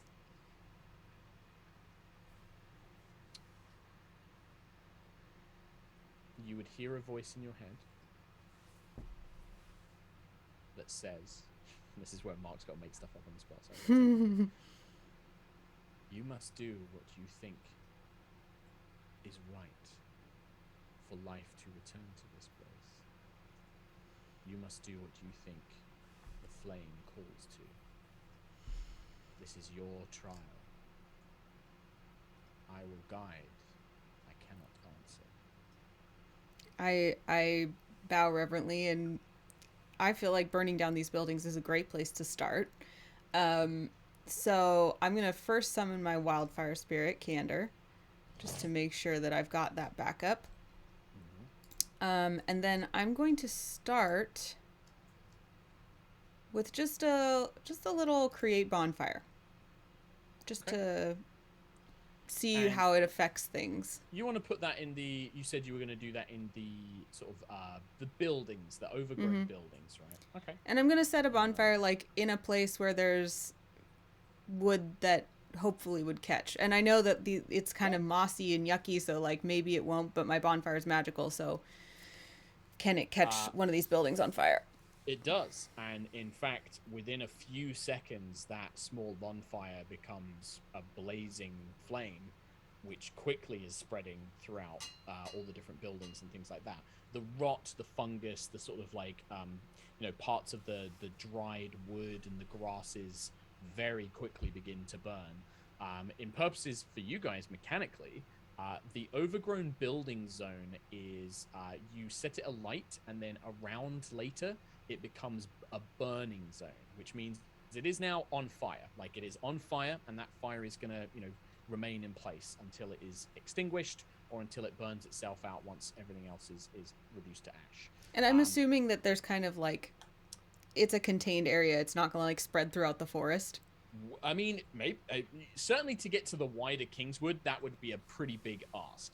To get to the rest of this thicket, no, it's going to spread to the rest of this thicket, but to the Kingswood beyond would be pretty difficult for it to do. There's probably definitely going to be like some separation. This thicket seems to be very isolated because again, there's not been any animals nearby or anything like that.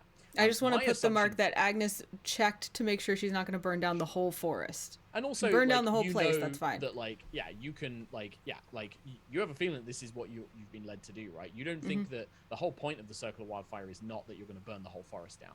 Right. It's like you're cleansing an area, and so you can kind of have some faith in that the spirit itself won't let that happen. Okay. I'm going to make the assumption, by the way, that you were not in the overgrown buildings when you set fire to them. No. And so we'll move you to the ruined streets, which is kind of like the connecting point between a lot of them. So yeah, you watch as that entire area begins to burn, and is now in flames. You can feel the heat kind of rising off of it. And it does look like there might be, there are other buildings and carts and logs and things like that in the streets that you see the flames. If you leave them for too long, they might start to spread here as well. So what would you guys like to do? The spirit didn't go onto the mound, right? It just like stood next to it. It kept its distance from it. Yes, it's currently in the streets. And when you look, by the way, the spirit is gone. The fox is gone. Tarkle kind of like when you turn to watch Agnes cast a spell, when you look back, it was gone. Okay. I'm gonna while things are burning, and I know they might catch soon, but kind of in these moments first, I'm gonna go. You've got like a few moments, yeah. I'm gonna go touch the mound, like set one foot on it. You put 1 foot on it, and there's definitely something. Immediately, just touching this mound, walking onto the grass, stepping up to it, and imagine that there's kind of like a grass, kind of like circular area of grass, and then there is this mound in the middle, right? It's not like an enormous 100-foot mound. You kind of make your way to it, but as soon as you get close to those flowers, to that central mound, and you touch it, you sense something is here. Something evil, or like, do I get a sense of foreboding? What would you do to try and figure that out? Like, how would you just like see if that, like, you have this sense, but like, would that just be like an internal intuition? Would you try and like use magic to try and determine if this was evil, or what would Agnes do? What I'm asking at this moment, at least, is just like, Agnes is really in tune with animals, forests, plants. Like, does this feel like, ooh, predator run? Or does this feel like, gotcha, helpful mother safety? Gotcha. Make an insight check for me. Okay. Whilst you're doing that, Tarkle, what are you doing? So you're currently in like the streets, right? And you've watched that Agnes has just set these buildings on fire. She's now moved into this kind of central area, and she's, making her way across this mound. You can definitely see that those buildings, by the way, like the fire is growing and growing, and there is definitely still a threat that it might start spreading to other areas. Like, are you going to take it? Do you want to do anything? Is there anything you want to do while Agnes is doing her druidy thing? So Tarkle's been like in his head a little bit, but he's really been enjoying watching his sister like navigate this dream that she had. But he is very concerned still. He trusts her so much, but he does remember bridges, and he does remember how dangerous fire can be. So I think the only thing Tarkle can really think to do while he like watched Agnes step onto the hill, and it took everything in his fiber to be like, don't step on that. That looks creepy. So he looked over his shoulder and watched it happen. Then he's like, huh. And then he looks over, like, I imagine he looks back to the buildings and sees that the flames are getting larger. And I have no idea what this will do, but he's gonna take out his semi-new blade at this point, epilogue. And I'm just prepared to attempt to end the life of the flame if it seems to be getting out of control. Interesting. I want to end the oxygen that's fueling the flame. Just if it's going to, if it looks like it's gonna catch elsewhere.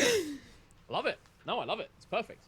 Okay, all right. So you're kind of keeping watch, and like, if you think this thing is going to start spreading, you're going to try and snuff this fire out. Yeah. Okay. Agnes, what do you get on your insight? I rolled a 1. The pendulum swings. It does. So, pendulum swings.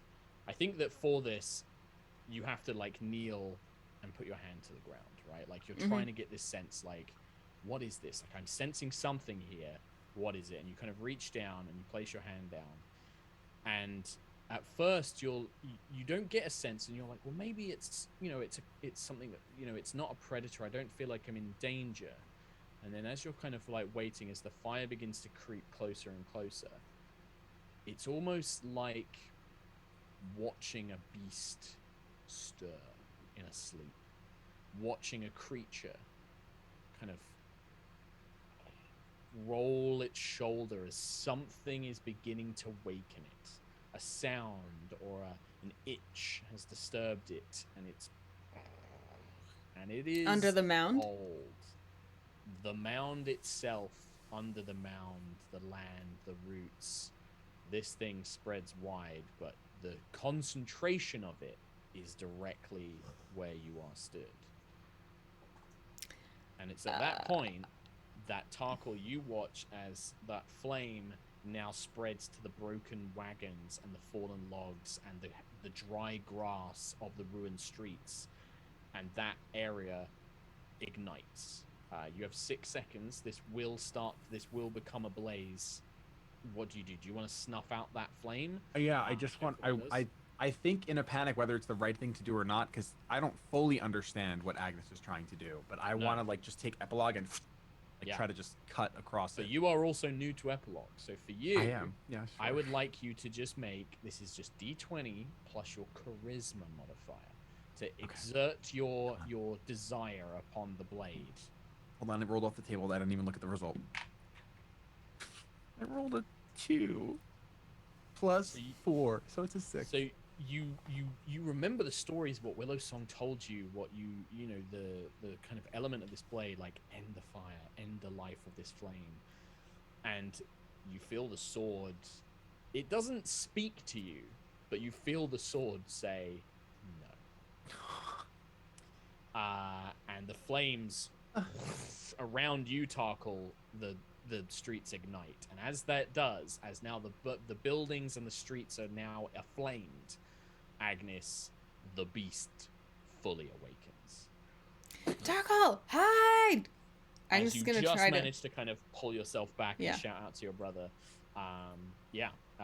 As a creature, a giant, the mound itself seems to pull up like an earth giant, like a creature of the earth itself, still covered in clumps of sod and soil, vines and roots hanging off it, and the great flower patches almost forming like a hump upon its back, as a spirit of the earth, I would call it that, a tangled mass of roots and vines and fungus and soil and stones kind of emerges, and you see that it has a giant growth, like a big fungal growth on its back, one on its arm and one on its leg, as it turns, and it doesn't make a noise. It can't make noise. It doesn't have a mouth, but you almost feel like tremors run through the earth that almost seems to bellow, and like rage, just kind of screaming at you.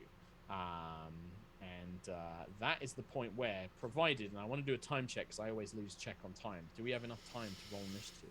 Yeah, we have 22 minutes. Then let's roll some initiative, please. I also need to mark down.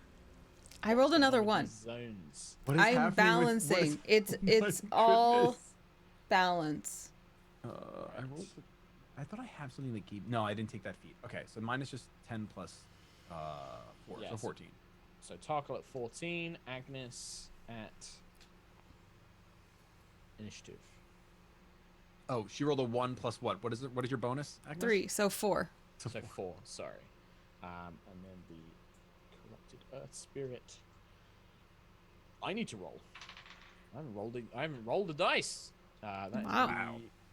going to be going just ahead of Tarkle at 15. And there's a couple of things. So for you guys, because you know me, I love my crazy mechanics. So mention that the different zones. So at the top of each round, what I'm going to do is just do a summary of where everybody is, check that that's right.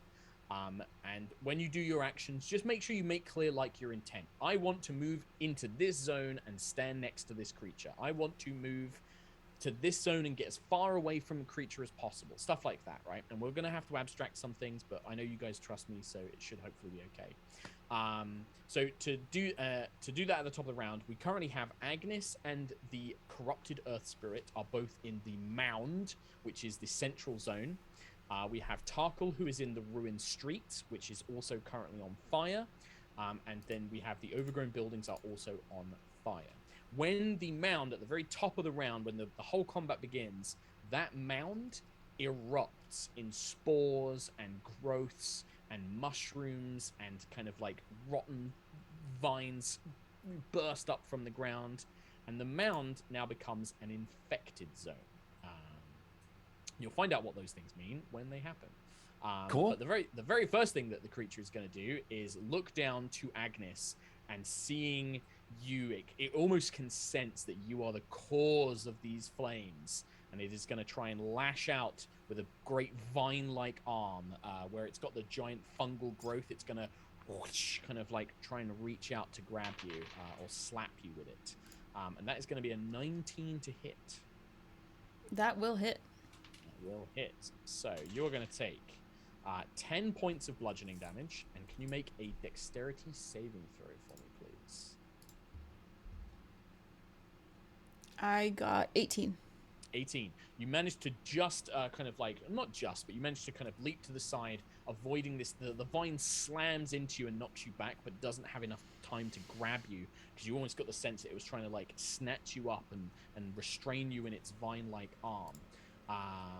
Meanwhile, and then with its other big sort of like stony, earthy fist, it's just going to try and slam down onto you.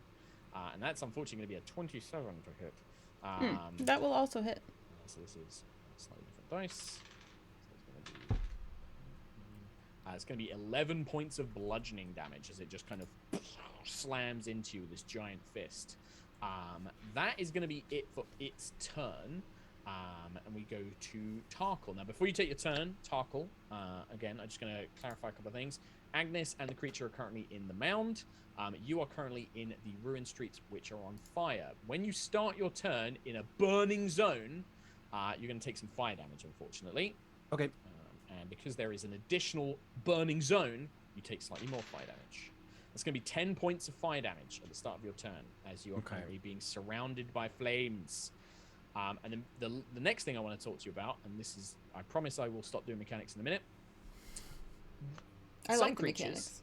And you're going to find this in our future episodes in Knights of Eveningstar as well, so this is a good thing for you to learn, you to both learn now, is I've started doing this thing with creatures where I give creatures weak points. Now, weak points, when you attack them, they might have different ACs, they might have different resistances, they might have different vulnerabilities.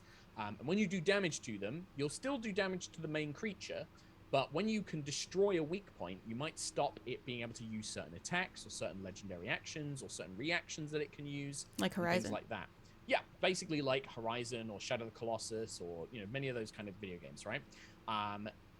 With weak points, they can only be damaged by specifically targeted abilities. So if you were to cast a Fireball spell on it, the Fireball doesn't do damage to the weak points. It will still damage the monster, but it won't damage the weak points. But if you were to make a weapon attack or use like a spell attack that has an attack roll like Scorching Ray, you can target weak points with those. And you don't know what those weak points are. You might have to make some guesses. You can make some checks and be like, can I make a perception check? Can I make an insight check to try and figure that out? You can do those for free on your turn, once per turn. But otherwise, yeah, that's all I'm going to say. So, very cool. Ask questions at any point if you're like, explain that to me again. But I'm pretty sure it makes sense. Yeah. I just want to make sure. So I couldn't like call a shot and be like, I'm making this like ray of fire, but I don't want it to hit the creature. I want it to hit just this part of them. You absolutely can. So you can just be like, if you think you know what a weak point is, say you were like, I'm going to aim for its eye, because I think that's its weak point, right? You would make the attack roll. And if that eye was a weak point, and you beat its AC, you still do damage to the creature. You'll always do damage to the creature as long as you hit. The difference is that if that weak point has its own hit points, and if it loses those hit points, it stops being able to use certain effects. So there has to be a spell attack roll, basically. It has to be an attack roll, right? Okay. If it's a saving throw, like a Fireball spell, you can't use it to attack weak points. If it's an attack roll with like Scorching Ray, you absolutely can. Okay. Okay. I love this. So I am starting my turn in the streets of the fire zone. I'm a little bit north of the mound. Yes. And Agnes is within 5 feet of this beast, correct? Yes. Okay. That is correct. So, but you said if I'm going to move from the ruined streets to the mound, that is my full movement and I cannot attack when I get there, correct? No, you can. Yeah, it would Oh, just be your move. It would be your normal movement, right? So Gotcha. basically, imagine that moving between zones is your 30 feet of movement, right? And so Yes. because you can also dash as a bonus action, that means you could dash and go to, like, move 2 zones effectively. Okay. Or move through a zone that had difficult terrain or something like that. But yes. So frustrated with Epilogue literally hearing the word no, but knowing that I've also used it, you know, prior for 2 different endings, I feel as though I need to use this weapon more. Like, I just need to, because Tarkle was going through, am I frustrated and I just put it away and I rely on Kiss, and after thinking about everything we went through to get this, I was like, no, I have to use this. So I want to enter into the mound, and I want to try to strike the creature. So I want, go ahead. When you move into the mound zone, because that is infected, I would like you to, you are going to take some poison damage, my friend. Cool. Don't forget about his bear's endurance. Yes. All right, remember, you've got that as well, because that was your temporary hit points. So I lost those. This is going to be 7 points of poison damage. Okay. All right. So take another 7. So that was a total of 4. Yeah. Whenever you move into or start in an infected zone or a burning zone, you'll basically take some damage. Okay. And then as I'm entering this zone, I was hoping to like size up the creature and see if I can notice any points of vulnerability on this beast. You can make either an insight check or a perception check for me. And this is for free. This doesn't cost like a bonus action or anything. Okay, cool. I'm gonna go perception. Free once per turn. I rolled a 12 plus 9, so 21. 21. The most immediate obvious ones is you can see that the creature, you know, for the most part would look almost like an earth elemental, right? Or like a shambling mound. Like it would look like a natural plant-like creature. But you can see that on its back, on its arm, and on one of its legs, it has these growths, these kind of like infected, bloated, spore-like sacs. And they are almost like with tendrils spreading disease through this spirit itself. And you are fairly confident that each of those growths are weak points. Okay, so I would go for the one on the leg. That's what Tarkle would do for sure. Yeah, so you can run up. So you just make an attack as normal. It has its own AC and resistances, but you won't know that till you try it. Yep. 19 plus 9, so 28. 28 will hit, and you do have an ally within 5 feet, so you do get sneak attack. So I'll do I rolled minimum damage on the regular hit, which is 5. And then I get sneak attack, which I believe is 66 at this level. Great. Maybe it's 5d6. Let me make sure before I cheat. Features and traits, sneak attack. It is 76.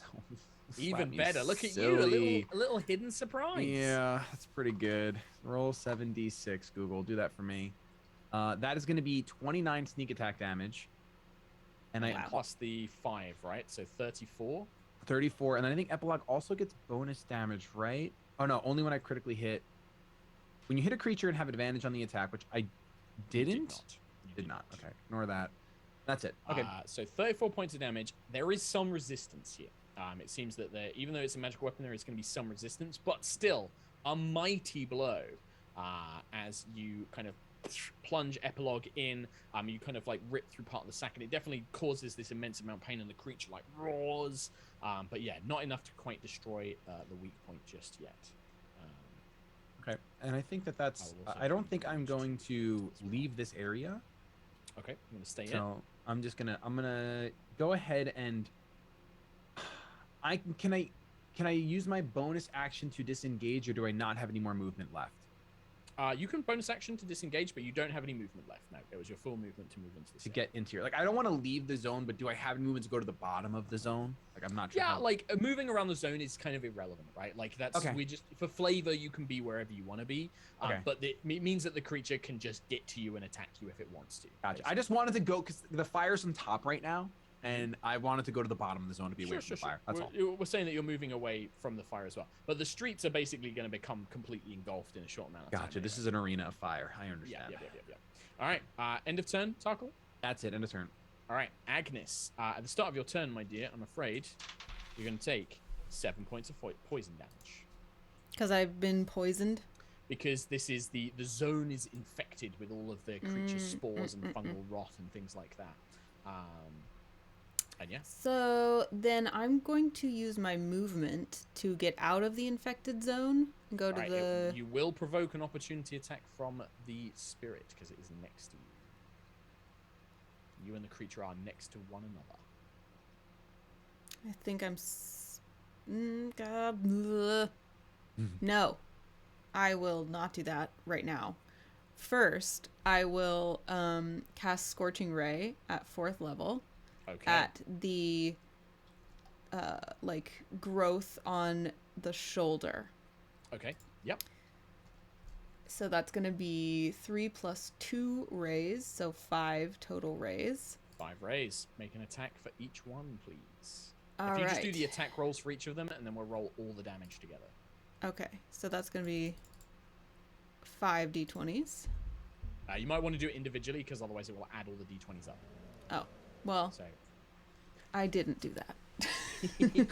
I mean, you can. I think you might be able to I'll be able to expand see it them. out, but... Yeah.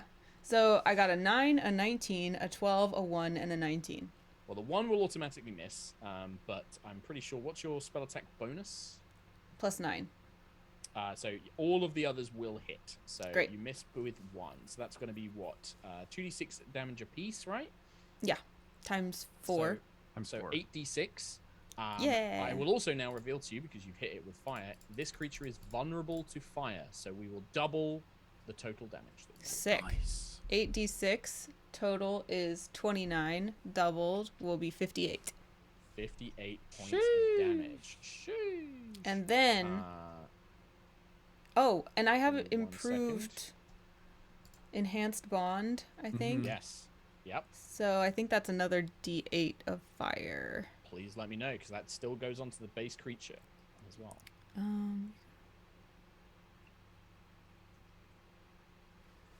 Whenever you cast a spell that deals fire damage or restores hit points while your Wildfire Spirit is summoned, you can roll a d8 and gain a bonus equal to the number rolled to 1 roll of the spell. So I can add it to the damage. Yep. So you basically get another d8 of points of damage. And that'll be doubled as well, because it's fire damage. Great. Awesome. Love that for me.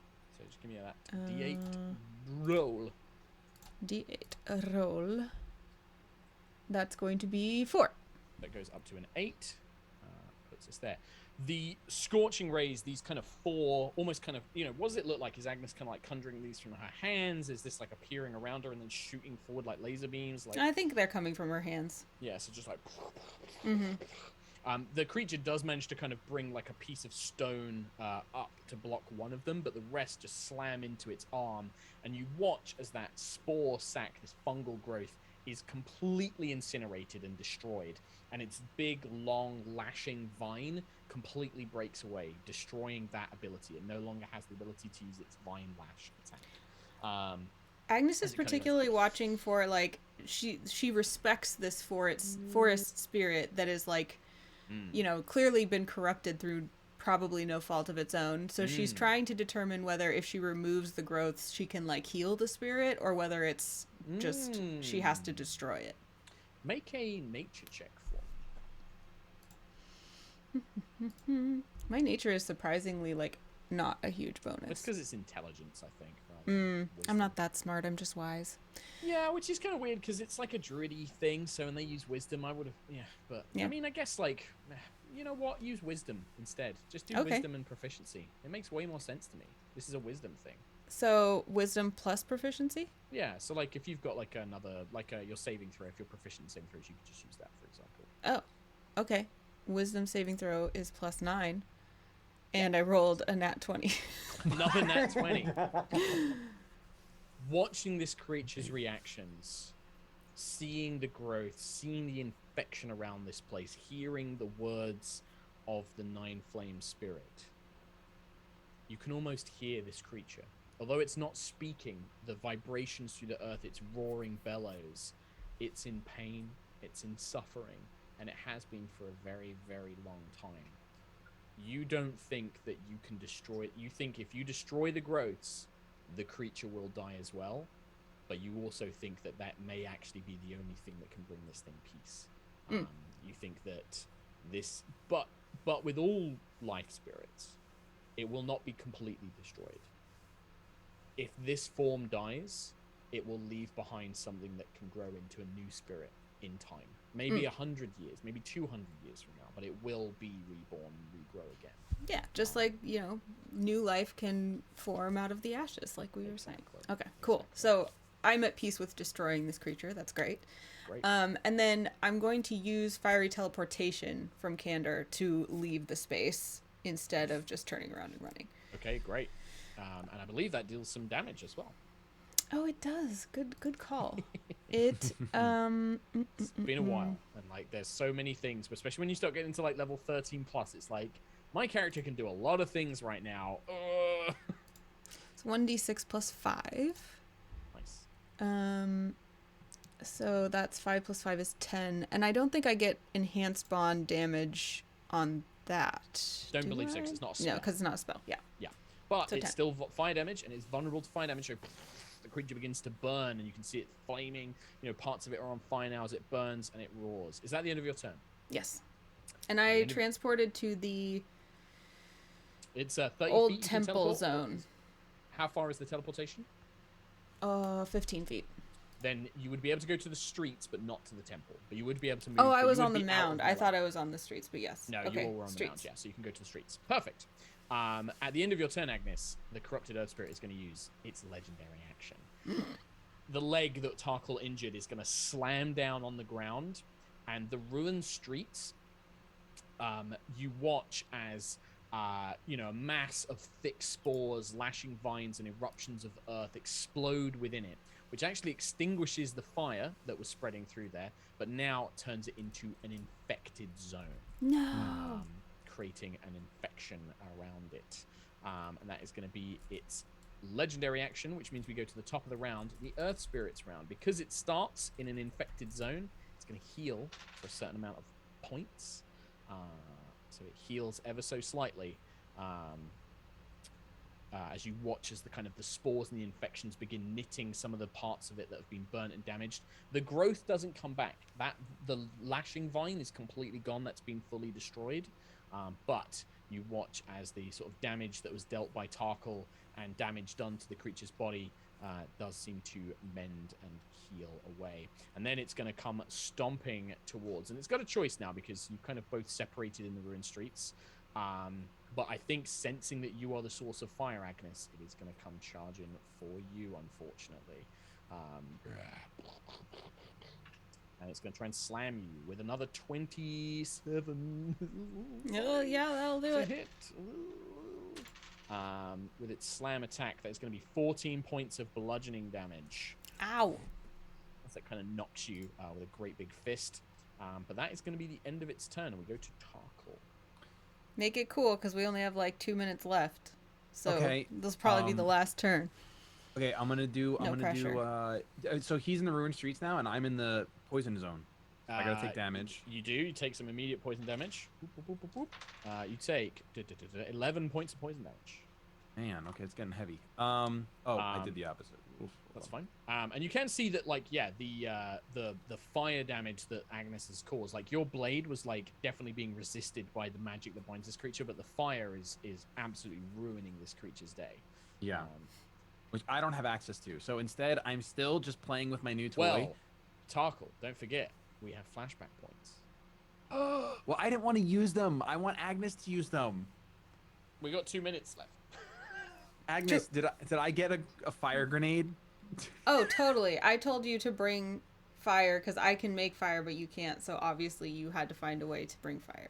Right. Okay. So I brought a flame. Did I bring a flamethrower? Like, what did I? I would say that you could. I'll give you a choice. You could either have something like Alchemist's Fire, like a kind of like a thrown sort of like Molotov of Alchemist Fire, like an upgraded Alchemist Fire, not like normal Alchemist Fire. Okay. Or like you could have brought like some sort of like oil and substance to like set your like weapon on fire or something like that. I do that. I'm gonna do that. I'm gonna set Epilogue on fire. I'm gonna go with oil like, and. We love a pour flaming like a sword. thick oil and like. Can I? What I do is, can I pour the oil in, and then can I take Kiss of Silver and scrape it to strike it? Like, yeah, I think that's really cool. Ooh, cool. That's cool. Really cool. That is really cool. And then I'm still gonna go. I'm gonna try to take this leg out again. I'm gonna charge towards and just pop. All right, go for it. If I could get a crit, that would, nope, that's not a crit. That's a 9 plus 9, 18. just hits. Just hits. Okay. Yep. Now he went back after Agnes, right? So I get to do Yes. sneak attack damage, You did. Yep. which is going to be 32 plus the one oh that's Kiss of Silver. Ignore that. Epilogue still a 1. I've rolled min damage on these. So that's plus 5. So 32 plus 5, 37 with fire. 37. I was going to say, what we'll do is we'll convert this from piercing damage into fire damage. Nice. So 37 doubled is 74. 74 points of damage, which is enough. You watch as the growth on the leg explodes. With that amount of fire, it just completely erupts. The creature itself is heavily wounded, but it's still just about holding on to its life. Anything else you want to do on your turn, Tarkle? I'm ending my turn. All right. At the end of your turn, it is going to use its legendary action. It's only one that it's probably going to get to pull off. And it is going to just make one desperate swing at Agnes to try and stop this fire that it can sense. That is going to be my first natural 20. Uh-oh. So that is going to be, and we're going to use I'm going to use my crit rules, which means it maxes the dice. Yeah. So that's going to be 16, 20. That's going to be 28 points of bludgeoning damage, Agnes. Big hit. Stop Slams hitting its me! hand. But that is it. It goes to Agnes's turn. So we did hit 2 hours. Do we have Push it a little bit. do we want just a few Or more we can minutes? wrap it up, or we can do it like, yeah, we can, if we can push it like 5 minutes, I can finish it. If not, we can wrap it up in like the beginning of another session. We'll do like a quick like. Which hey, do you prefer? let's do it. Let's do it the next session. Let's do like a kind of like, we're just gonna wrap this up and then we're gonna carry on with the Yeah. story. Because I think I'd like to do that because I want a little bit more time just in case. Yeah, I want to there's a thing savor that I it. wanted to happen. Yeah, exactly. Yeah. So yeah. Cliffhanger. Okay. Yeah, Right. cliffhanger. So Agnes just got punched in the Whopped. face. Yeah. What will Whopped. happen next? Bam! Thanks very much for joining us. Thank you, guys. I'm sorry to push it to the end there. But hey, thanks very much for watching this episode. I want to do some shout-outs. Anna Prosser. Yeah, I'm Anna Prosser. You can find me at annaprosser.com. If you need someone to say words on camera for you, I'm your gal. And find me and my dog and various things on social media at Anna Prosser as well. What about you, Mark? You can find me at Sherlock_Hulmes on Twitter, or SherlockHulmes_ on Twitch, or SherlockHulmes of some form somewhere. Sometimes there's an underscore, sometimes there isn't. It depends on the platform. It's a little mystery. You've got to figure it out. I also do a show called High Rollers D&D. That's like my big baby that I've been working on for many, many years now. We're coming up to like 6 years of Wow. Rollers. It's wild. Awesome. Go and watch that. It's on Sundays on High Rollers D&D Twitch and podcast on YouTube. Sundays at 5 p.m. UK time, 9 a.m. Pacific. It's a great way to start a Sunday morning watching some lovely British people playing D&D. I think that's lovely. You should do that. Shady. Hi guys, you can find me at ShadyPenguinn on Twitter, Instagram, YouTube, and Twitch. Recently, I've been doing Pokemon plus D&D, where I take D&D dice rolls and apply it to Pokemon. It's been a ton of fun. So check me out there. That's all I got. Thanks guys for watching. Thanks, Yeah. everybody. We'll see you next time. See you Good night, soon. Bye. Bye-bye.